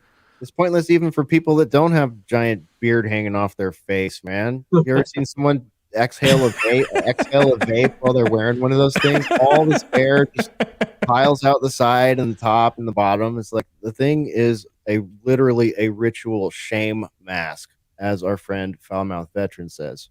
I think he's right, and I just couldn't do it. I couldn't do it, and it is what it is. I guess what I'm saying is, if more people just ignored it, it wouldn't even have been a bigger problem, But yeah. I think I just ran into a lot of people that I felt like got off on the power trip. Honestly, I could see that in people. And or the other thing I would see is, what I got out of it is, I'm forced to wear this while I'm at my job, and basically you're not going to get away with coming in here and not having to wear one too. I swear there was a lot of that going on. That's right. And like, follow the rules. Mm-hmm. Like, all of a sudden, what the fuck happened, Ruckus? Like, all of a sudden, all the grown-ups are like clamoring to just follow all the latest rules. It's bad enough that we have to hashtag support the latest thing, but there's just like this whole herd mentality. It's really disgusting, man. Well, you're shocked that grown-ups are doing that? Yeah, man. That was the whole point of becoming a grown-up. Is like, that's why kids don't want to grow up. I don't want to grow up. I got to follow all the rules and stuff, man. I'm talking like the nanny state rules, like the stickers on the ground, for example. You know what I mean? Like, we, as a society of grown-ups, somehow latched on to this idea of like, okay, I'll stand on the line. You know what I mean? Just to protect everybody else. It's just, I don't know, man. I would never stood on one of those things. I'm like Chopper. I only wore a mask once to get on a fucking airplane, and I was getting yelled at by the stewardess the whole damn time for not wearing it right. And then, I never stand on those stupid stickers either. I always stand on either side of it. I refuse. Dude, one time when they were doing that shit at the Home Depot here, they were counting how many people were coming and going. This was fresh in the thick of it, right? And they had a line like across the front of the building of people queued up waiting to get into this Home Depot, which is enormous. And there's not, yeah, it's crowded sometimes, but this is a massive building and not that many people, right? But there's probably 20, 30 of us in this little queue line, and it wrapped in front of the building, right in front of a big old sign that said, "No blocking this area by order of the city's ARS statue, whatever, blah, blah, blah," right? And I'm looking at this, and we're all blocking this thing. They got it all set up for us to block this area that basically the city says is illegal to block. And I told the guy that was like queuing us in, like keeping track of, like, basically when somebody would leave, they would let somebody in type of situation. And so I looked at that dude and I said, and I actually knew that guy, and then I felt kind of bad for him because I put him on a spot in front of all these people, and I was like, "Hey, bro, like, I know, like, you're just doing your job and you got us all lined up right here, but there's a sign right here that says we're all breaking the law right now." And, like, people were laughing, like, they were clowning, like, I was, like, basically almost getting cheered on to, like, heckle this guy about it. It was kind of cool. I even had we got into the store and people were like, "Yeah, dude, get him." And he's like, "I'm sorry, man. I don't know. I'm just doing my job," type of thing. I'm not Costco. sure. Yeah, go ahead, Ruckus. Oh, I was going to say, I'm not sure how all this fits in, but I'm sure it does in a way, oddly enough, because it happened twice. Because Hesher, you're like, "Oh, get out of my head." And then Mark was like, "Oh, Hesher, get out of my head." So in my first hour today on the Hirori Morik show, the news I covered involved Putin, because Putin came out and said some interesting stuff. Actually, some very cancellation worthy stuff. Like, I mean, Ye would be proud.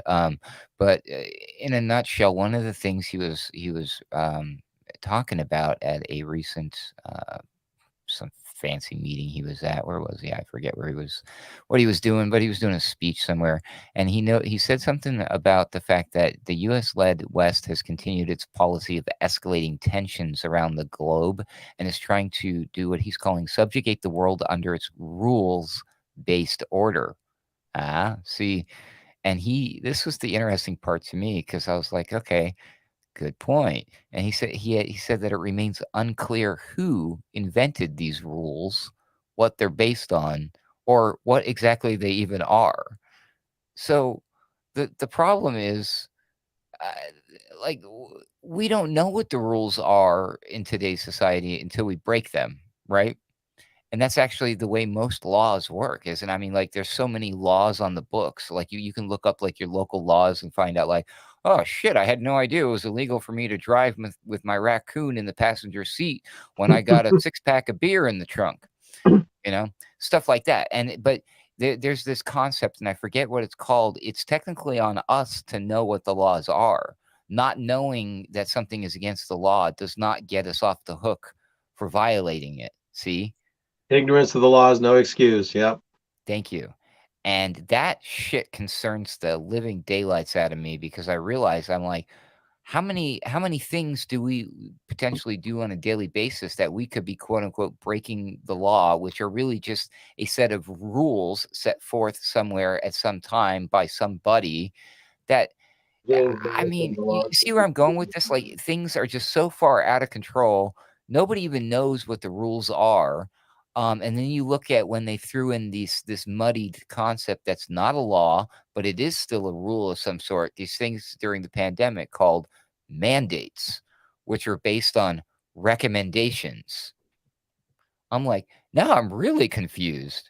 I witnessed this just recently for the company I work for. We had to go through some sort of insurance audit, and the insurance auditor gave us what they have labeled and call recommendations. They're not recommendations. They are absolutely required if we want to continue maintaining our insurance policy with them.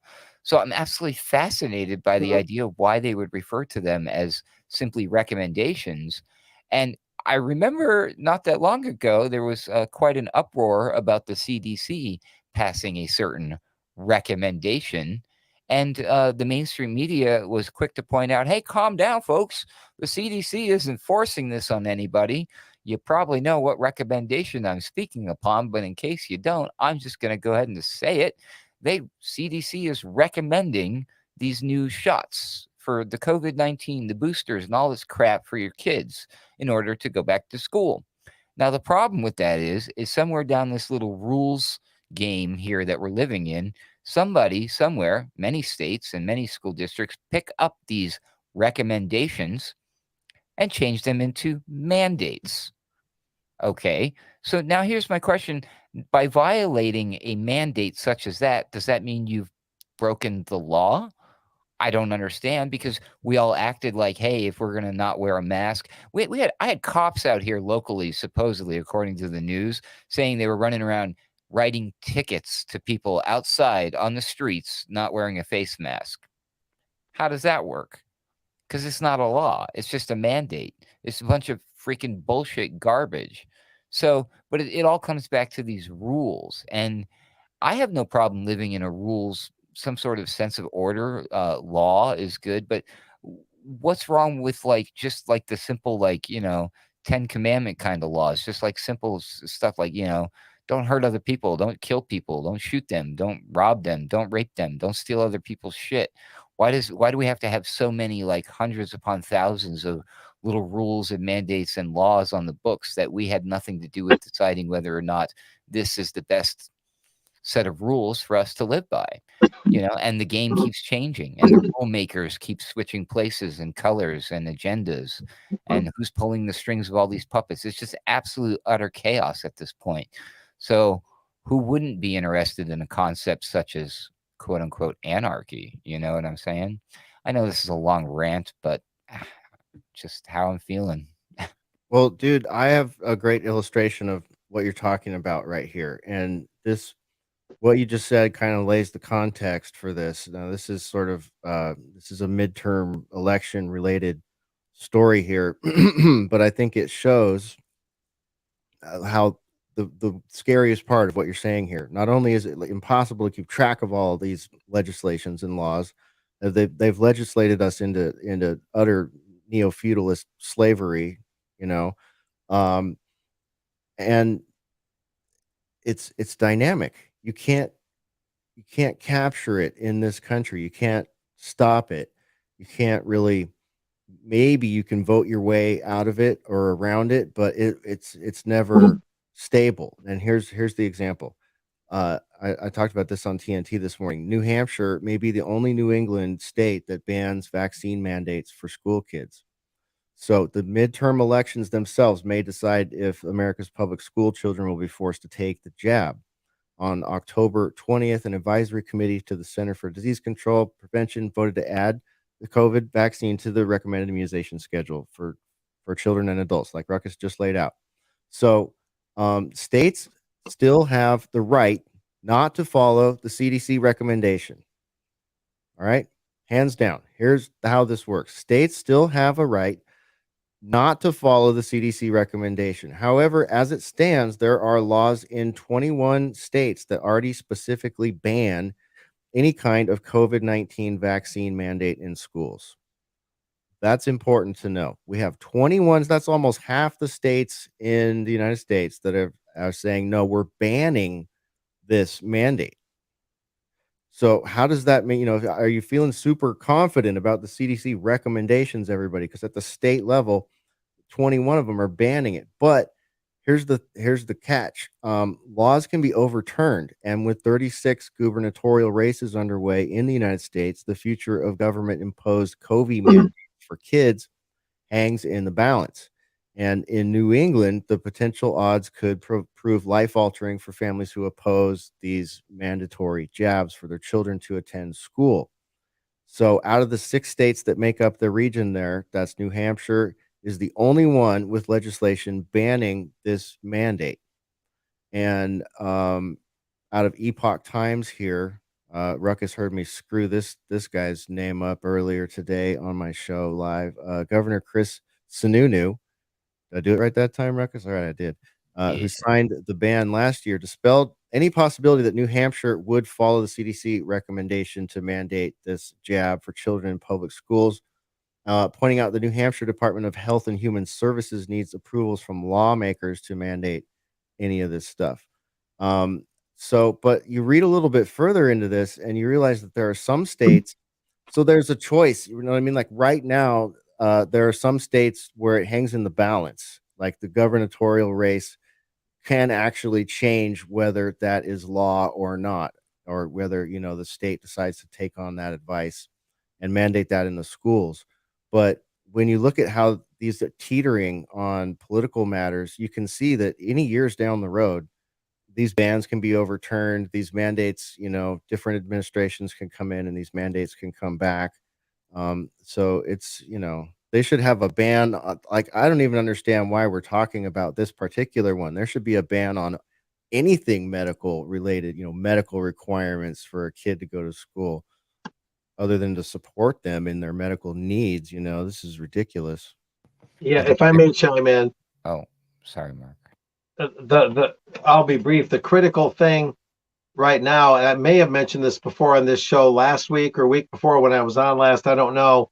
It can be a blur sometimes, but the WHO, the World Health Organization, had a health summit in Berlin, Germany, that I'm almost done writing up for UK column. Although the article that's going to come out is going to be a little bit more about the global health treaty, the World Pandemic Treaty. If they get this treaty, which they already have a timeline designed, and the timeline right now, as we speak, the timeline is to get the World Pandemic Treaty in place by early 2024. So a little over a year. And if they get that, you can't say with total certainty, but you can say reasonably certain that that could put any kind of independence of different states like New Hampshire or any other states that want to opt out of the COVIDocracy, it might put that at extreme risk. If the treaty is strong enough, worded strong enough and enforced strong enough and done in such a way where individual nations or subdivisions within those nations can no longer opt out, that could be the death knell for independent states, independent counties even, that don't want to go along with this COVIDocracy. So that's why, along with what I was saying about the Chicago Council survey, that more and more people are not so concerned about COVID. We are at the absolute ripest, best time to push everything we can in our alternative media to get the word out while people are more skeptical, while they're beginning to doubt things, so we can prevent this World Pandemic Treaty from ever coming into being. We don't want to defeat it or try and modify it or amend it once it's made. We can't let that happen. It has to be prevented from coming into existence, that treaty. And so if there was ever a all hands on deck project for any of us in the alternative media, that would be it. No World Pandemic Treaty, period.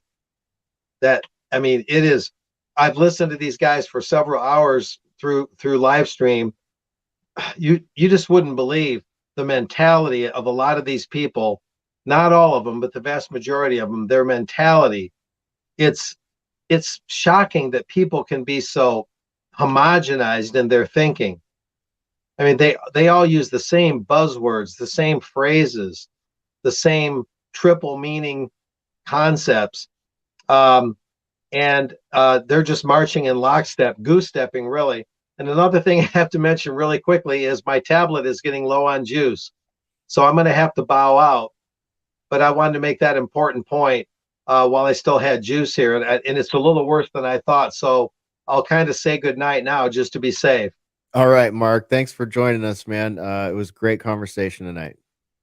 Thanks, yeah. I just wanted to get that final push in there. You guys hang in there. Good stuff, man. Thanks. Hey, did you say juice or Jews? We got to be careful, man. I'll never tell. Thanks. All right. There was a glitch in the audio. I don't know. I couldn't really tell. Couldn't tell there. All right, there you go. Speaking of juice, this actually reminds me of it's kind of a funny and simple analogy that I was running through my head the other day, thinking about this garbage with these people, the unanimous, all 15 people who voted on this CDC panel to make this recommendation. I was like, okay, let's just take all of this garbage out of it and just look at it with some different fresh eyes, right? So we have a problem in schools. Students are thirsty. How are we going to solve this problem? Well, a new study is coming out of XYZ place that says, as reported by the Washington Times and Washington Post and New York Times, according to sources familiar with the matter, of course, researchers have recently learned that drinking soda helps alleviate thirst, particularly in students. So the CDC, in their great wisdom, is like, hey, I know what we need to do is we need to get more soda. We need to get more cola into those children's stat because they're thirsty. Okay. And hey, I know what we should do. Look at this. Look, these huge companies, Coca-Cola and Pepsi, have stepped up to the bat to help us by utilizing. We're going to warp speed in a bunch of Coca-Cola and Pepsi-Cola machines into your schools so we can solve this problem of your kids being thirsty. Okay. Never mind the fact that everyone on the board either owns stock in Coke or owns stock in Pepsi or both.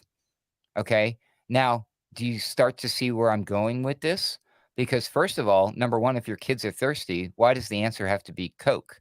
Why can't they just drink a glass of nice, fresh, healthy water? First of all. Second of all, why would a product made by a company be offered and mandated, recommended, whatever the F you want to call it, to your kid? I mean, that's the immediate full stop right there. When somebody says, we recommend this product, XYZ, this brand made for profit by this company, we recommend this.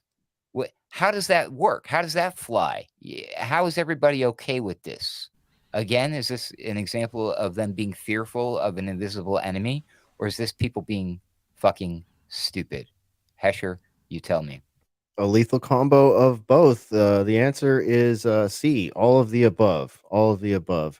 But, you know, a lot of strange little snowflakes out there, all different shapes and sizes. I think some people lean into one aspect or lean into another aspect of it. There's also all of the, like, people that aren't right in their heads, you know, that have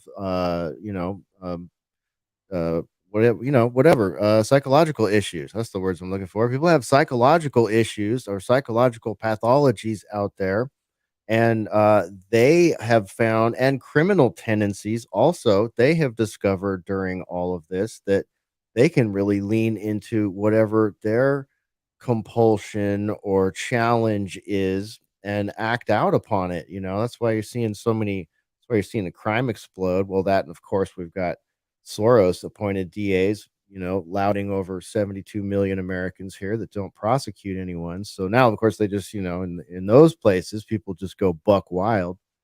But you got all kind of, like, you know, psychoses on display, psychoses and neuroses and psychopathies on display in public now.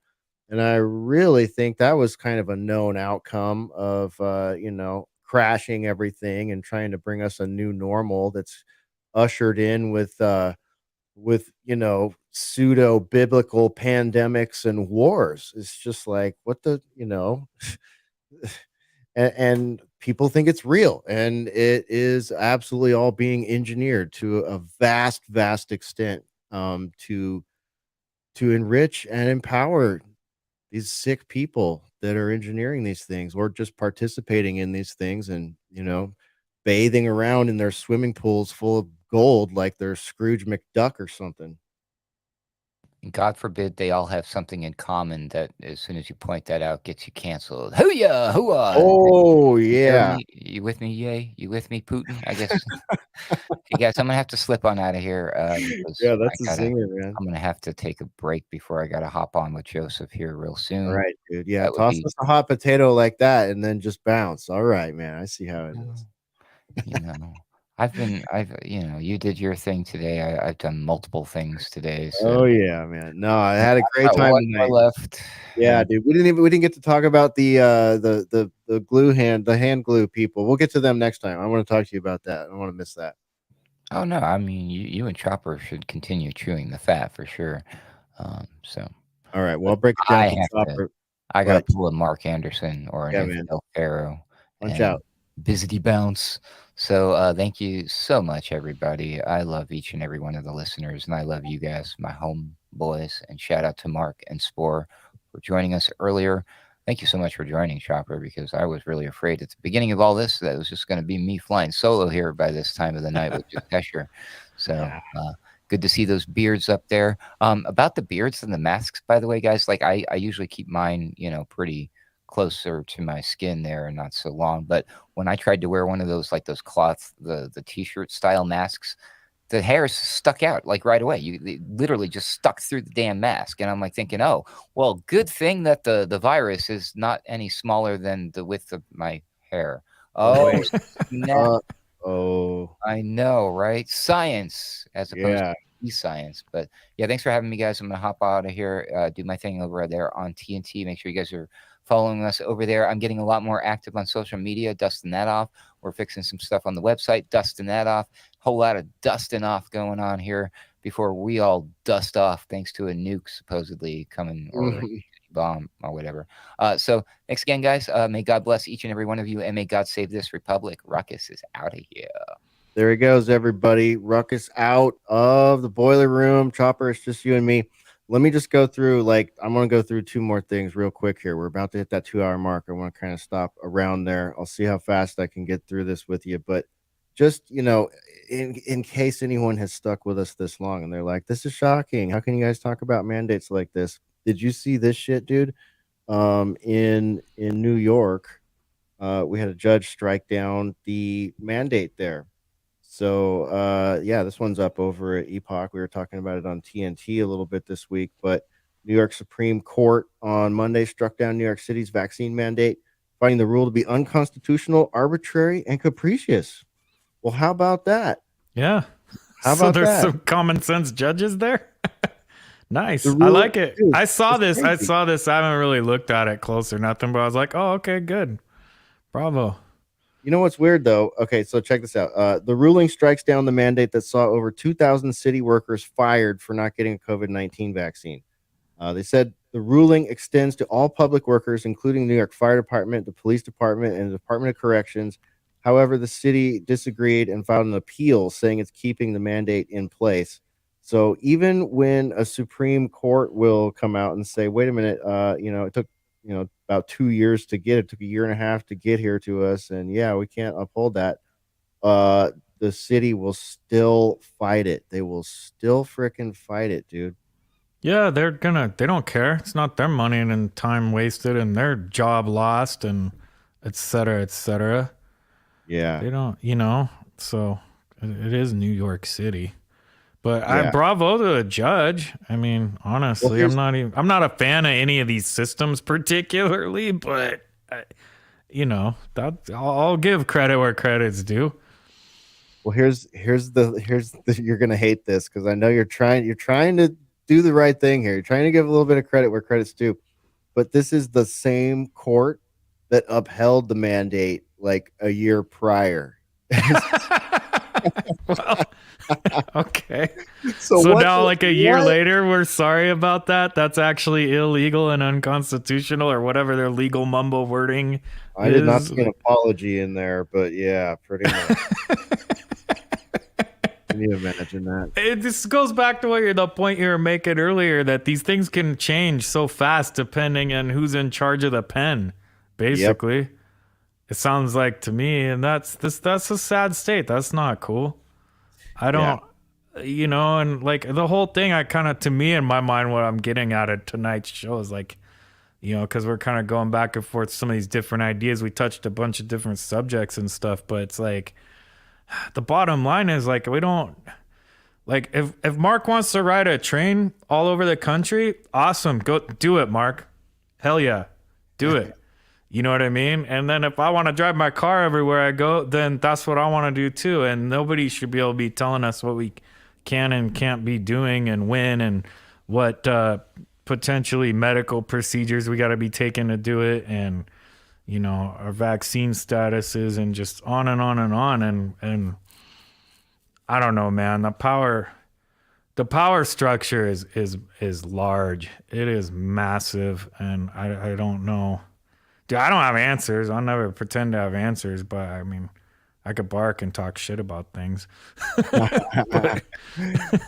I'll judge things, but I don't necessarily have answers other than I just keep going back to that. Like, if everyone just was going about their business and doing what they need to be doing to take care of themselves and their homies, and not like killing and robbing people in that process, then we don't really, we don't need all this. Why do we need a judge to tell the city that they can't fire these people that they already fucking fired? Like, Right? you know what I mean? Like, oh, cool. So All this time later too, like they've all had to move on, get other jobs, new lives, move state, whatever. yeah, maybe they got together with a bunch of their homies from the apartment they got bounced out of, and now they're providing their own service somewhere else. I don't know. I guess that's a trend for doctors and healthcare workers now. I've seen that lately. Here's an interesting sort of side note to that. Out here in Texas, they did that too. They fired a whole bunch of healthcare workers, and people work so fucking hard to become a healthcare worker. It's insane what they go through to be a nurse or a doctor. And these industries will just let tons of them go for not being forced to take a corporate product. In many cases, from who that starts with the PF, who has paid out the largest criminal suit ever in U.S. history for lying about products and harming people. With a track record like that, what could go wrong, right? So they fire, I don't even remember how many hundreds or 1,000 or more people from one of the Houston hospitals down here, and then they replace them with traveling healthcare workers, right? Like contract workers. And since they were on contract or contracting, subcontracting, whatever, they were not required to take the fucking jab. Yeah, the irony in that. So you fired these people for any sense? Right. It doesn't. None of it fucking makes sense. And it's like what you guys were talking about, the improvements that could be done, the actual things they could do with the theft that they pull off. They actually, a lot of good things could be done with the assets and people's work and the money that gets stolen from people. And instead, they just create more shit with it. Basically, it's like nobody's gonna. They're not interested in doing things that actually help people and do good things. It's always. And I'm really cynical and grumpy tonight. By the way, just let's. I'm self-aware, but it's fucking bullshit, dude. I don't know what else to say. It's like. You watch these people. I watch these people driving our country off a cliff, our culture being smashed, our society being destroyed. I watched a documentary about what's going on in Vancouver. It's like an hour long. It was fucking hard to watch, dude. And according to these people, it was well done and good and whatever. But they're saying that most of the crime that's happening in Vancouver right now in the downtown area and stuff, they think it's like literally 40 individuals that have like a whole city are terrorizing an entire city, because they got one of these Soros type DAs, I guess, and the mayors, and it's the same thing that you guys talk about quite often on your other show.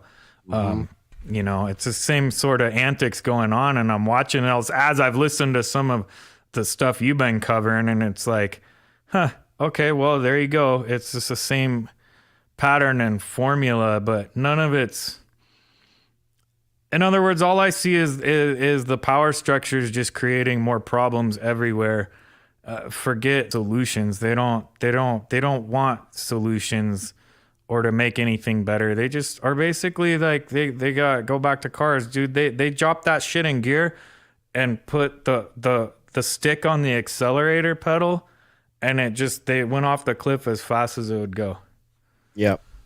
Yep, pretty much. It is a totally just. It's so contrived. It's so easy to see once you have all the context in place. And speaking of just putting the pedal to the metal here, let me run this one by you, and we'll close out after this one. But this, we talked about this whole thing with people gluing themselves and throwing food on Monets and shit like this, right? Mm-hmm.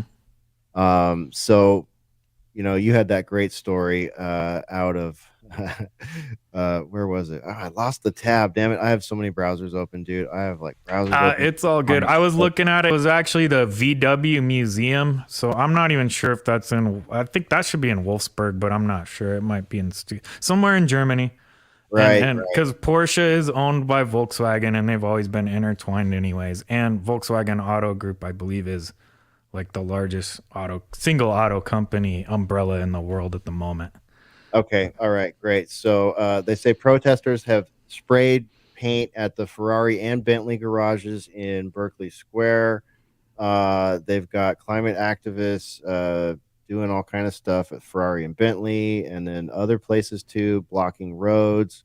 London Junction, Piccadilly Circus, just causing a lot of problems. They did it at least one of the Formula One races too. I think some people try to run on the track or something, which is pretty much suicidal. But Right. all right, guys. Right. So we've been asking ourselves, because we did a lot of coverage of Extinction Rebellion back in 2019, kind of uncovered all that stuff, unpacked just who Greta was, and who was on the PR team and who was on the management team. We discovered pretty much what the whole machine was. So there's a bit of a a track record for this sort of thing. So I started wondering, because this outfit of ostensibly young activists, they're called Just Stop Oil, is the new one, right? Have you seen their logo or attached to any of these events? I don't know. Honestly, maybe. I don't really pay that much attention. I see that and I'm like, okay, it's a clown act. Yeah. Okay, we got a group of clown acts. So here they are right here. There's a picture of them doing one of their protests. That's their logo, Just Stop Oil, right? And so I got curious. I was like, well, let's do a similar thing here. What's the deal with Just Stop Oil? Because they're the ones that threw canned soup at a Van Gogh and then super glued themselves to the wall under it. And there have been other attacks on art, stuff like that, So I found this op-ed where they kind of broke it all down, and I thought it was pretty interesting. It saved me a lot of research, because sure enough, somebody's already done it over here. So since launching in February of this year, the Environmental Civil Resistance Group has engaged in a wide variety of attention-seeking protest actions and provoked intense media debate as to whether their objectives justify their means, and if the catastrophic forecasts from its activists a total planetary destruction in the very near future if traditional energy sources aren't dumped immediately and forever by governments across the world, right? Blah, blah, blah. We've heard this one before, kind of the same old story. This time, we get it from the Zoomers, I guess. However, even in critical reporting, vital questions about Just Stop Oil's origins and funding sources have been largely not asked. An incredible oversight is given to its rapid rise to mainstream prominence. Answers lie in plain sight, though, and they offer major cause for concern about the group's true objectives and the interests its activism serves. For one, Just Stop Oil's finances are almost completely opaque. Its website invites supporters to donate via Ethereum, and by some calculations, every single transaction using the cryptocurrency generates 34 kilograms of CO2, roughly the same amount of energy the U.S. average household burns through in 2.5 days. So, therefore, Ethereum consumes more energy annually in total than the entire country of Denmark, which is just an interesting aside that they've noted here. But they've also announced changes that it claims it will reduce its carbon emissions by over 99%, although crypto experts consulted by leading tech magazine strongly doubt whether this will actually be achieved. At the very least, for the first 7 months of its existence, Just Stop Oil depended on donations made in secret via a cryptocurrency with a huge carbon footprint. Okay, so for the carbon footprint bean counters out there, which I think is kind of a waste of your time in the first place. But anyways, that kind of kind of shoots a hole in the whole concept of it, doesn't it, Chopper? Oh, that's pretty funny. That's hilarious. They're already super negative on their carbon counting. Like, right on, dude's awesome. Yeah, they used So- up more energy than Denmark, but they're on their way to 99%. Don't worry, just keep sending them Ethereum. Yeah, they need more. They need more cash to help them do a little better job. I saw a headline. I should have clicked on it. It might have been today or yesterday, but I've been kind of busy. But so I haven't done as much reading as I like sometimes. But yeah, it was I think it was some Microsoft executive nerd. I could be wrong. Basically, though, came out and said, "Hey, I don't think all these carbon footprint, zero emission promises that all these companies or corporations are making. I don't think they can keep these promises." And it's like, duh, no shit, Sherlock. Thanks. Yeah, I know. Duh. Like, them coming out and saying it all is no different than whatever flavor this month, like woke, catchphrase hashtag they want to run, Right. like they all just jump on it. It's like, yeah, big deal, whatever. They all do it. Then they make a commercial telling me how they're virtue signaling. It gets even better. Check this out. To All date, the only publicly confirmed backer of Just Stop Oil is the U.S.-based Climate Emergency Fund, which provides grants and funding for green movements and organizations worldwide. It's led by Eileen Getty, an heir to the $5.4 billion Getty fortune, which was acquired through the family's oil company.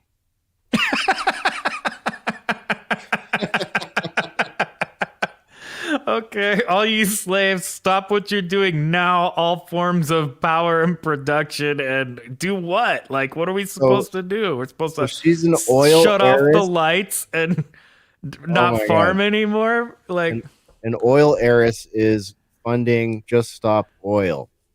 this is great, dude. This is great. I've said it before. Like, I'm pretty sure a lot of this green movement shit's been funded by the oil companies for decades. Like, oh my gosh, these are your serious power players, dude. Shell Oil, all these oil companies. Yeah, and guess what? She's familiar to us because she was also funding Extinction Rebellion, as it turns out. People might remember. Okay, so that wore thin and we started a new one, kind of? Is that what? I guess that's what we're looking at here. Yeah, maybe a bit of like rebranding, but not really. And here's another. All right, I'll leave you with this creepy part, and sweet dreams, everybody, after listening to this part. Okay, so this is so creepy. The founders' rape fantasies that Just Stop Oil and XR both receive hundreds of thousands of dollars from the same source is notable for reasons more than one. The pair's unruly tactics and those of Insolent Britain, another environmental activist group, have frequently been compared, which is unsurprising given they were all directly influenced by one man, a Roger Hallam, Hallam, who also helped found the three. This guy, Hallam, his apocalyptic views on the climate are summed up in his rambling, impenetrable 12,200 word manifesto. Resembling the crazed excesses of a fevered dream, he predicts that in the next 30 years, weather will be destroyed, leading to starvation and the collapse of our society, and war, violence, and the slaughter of young men and the rape of young women on a global scale, quote unquote. His original treatise was somehow even more manic and more rape obsessed. Among the scenarios Hallam fantasized was a climate change leading to a, quote, gang of boys, end quote, breaking into the reader's home and, quote, demanding food, and then see your mother, your sister, your girlfriend, and gang rape on the table, end quote. This and other packages were removed due to media condemnation. He wrote this manifesto while in prison for breaching bail conditions after repeatedly attempting to shut down London's Heathrow Airport using civilian drones in summer 2019, which you may remember also, Chopper, because we talked about that. A bunch of these XR people trying to shut down the London Heathrow. And this had originally been a plan endorsed by XR, but was eventually dropped. But he personally carried out this thing. He set up a new organization, Heathrow Pause, to carry out this protest anyway. I could Well, go on. I could this go leaves me on. with the question though: Are these from these people? Are these predictions or are they fantasies? With regards to that founder there, Roger Hallam, both. He wrote a manifesto, which that 12,200 word manifesto, and it was all like just this apocalyptic bullshit, like just like a bad, like a bad Hollywood script or something. We're gonna And have a massive global meltdown, fight each other to the death yeah, in the streets to eat garbage, and by the way, rape all the women too, and yeah, World War. And yeah, sounds right. awesome. No, this guy, maybe locked up is a good place for him. Yeah. Just saying. I don't know. I'm Yeah. not But not for the yeah. Go ahead. somehow he's founding all these groups that do this stuff that we hear about, and the mass media, they don't want to talk about who funds these groups and what other stuff they're into. That's the main point. It's like they want you to see the girls with the weird androgynous sized t-shirts and the super glue with the hands on the wall desecrating art, and their t-shirts that say, just stop oil. But none of the mainstream outlets want to talk about the fact that their group is one of three founded by this weird apocalyptic rape fantasy guy and funded by an oil heiress to the tune of, the heir of a $5.4 billion fortune made in oil. So, it's just a little context, that I find to be missing from the whole argument in the mainstream. Well, thanks for leaving me with these wonderful thoughts to ponder You're welcome. tonight, Hesher. You're welcome. Yeah, you're welcome, man. Have fun with that. Let me know how you integrate that one. I probably will. I'm gonna think about this for a little bit. It's pretty sick, dude. This is a window into the minds of people that are not sane. I was trying to explain that to my kid the last couple days a little bit. One of them that, like, if you can't necessarily trying to reason with or understand some people's thought process when maybe their brains aren't if me and you are, let's just say for six, let's start here, that me and you are relatively sane people, right? Okay. So for us to get ourselves into the mindset of somebody who is not, somebody who's a pathological liar, somebody who might be a psychopath, okay, you're gonna have a hard time making those ends meet and making everything add up when you're trying to figure it out. You know what I mean? So, and this is a window. This is what you're dealing with. So the people behind these so-called grassroots movements are like psychopaths. Because from what you just described to me, like that's a sick and twisted mind. Like, Well, exactly. And there's also many people would probably be concerned that a personality like that would be vulnerable to, be actually doing a job for someone who's wanting to affect change, like in a sense that it may not just be, yes, psychopathic for sure. He wrote that in prison, like we said. And then, but maybe there's something else at play here also, because um there are hedge funds that profit from this, and a key example was in September of 1992, the shorting of the British pound, known as Black Wednesday, that earned a financial manager, Quantum Funds, $1.8 billion in a single day. And the company's owner was George Soros. They nicknamed him the man who broke the Bank of England over that.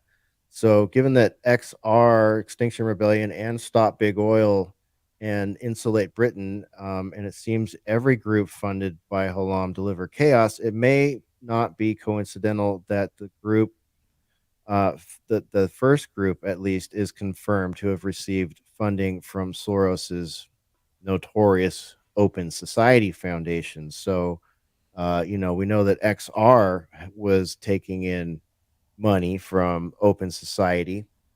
Same, so hey, maybe this is all just a perfect set of characters to carry out, whatever open society's actual goal is. Because what I see open society doing everywhere is just culture jamming, culture Mhm. hacking, like the worst kind. It's all about changing a culture and oftentimes usurping a culture and replacing it with another one, a culture and or the power structure. So that's why we've got 72 million people living under Soros appointed DAs, Soros backed DAs. Forgive me, fact checkers. Uh, George Soros did not appoint any of these DAs in question. he does not have the power to appoint a DA. This is No, false. I know. Jeez. Okay. Get my drift here, though, Chopper. You see, Oh you yeah. see where Oh this yeah. leads. You see where this leads, and there's, I won't bore you with the rest of this shit. I think we made our point here about just a little learning lesson about where some of these groups come from and stuff to think about. Some people say that this rich heiress is actually in earnest about wanting to destroy the industry that made her rich. So maybe that's a thing. I'll leave that to the viewers and listeners to decide for themselves. Smells like bullshit to me, though, dude.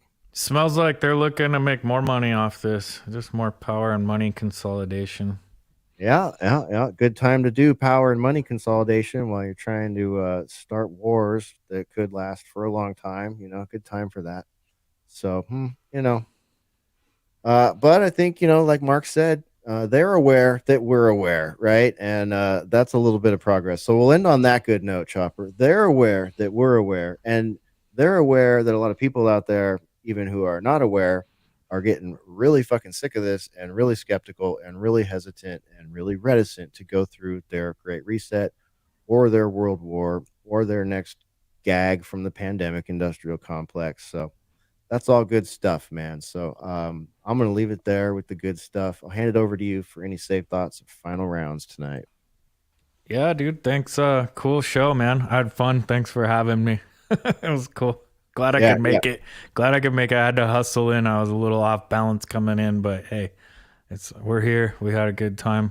we all Thanks were, to man. listeners. Everybody had to rally tonight. I appreciate you rallying with us, man, and hanging with me for the overdrive here. And everybody out there watching and listening and chatting and all that, thank you very much. And those of you that support us on Patreon or via the swear jar or whatever, thank you very much for your patience while we get things fixed up over here. But please follow us on the YouTube and on the Rockfin. Shout out to Rockfin. You guys are awesome. YouTube, thanks for letting us hang out. I hope we can continue to do so because we do like hanging out. We've got some great people in the chat over there. So hi to everybody on YouTube. Hi to everybody on the Discord server. If you're not on our Discord server, you're welcome to join it. The invite is at alternatecurrentradio.com. The shop is up there. You can get ACR, Boiler Room, Daily Ruckus gear. What else? Everything's there. All the stuff, all the things. Chopper, do it again next week, I hope, man. Thanks again. Hell yeah, dude. Thanks for having me. Good night, everyone. Good day, wherever you are, whenever. Have a great one, dude. Catch you guys on the flip.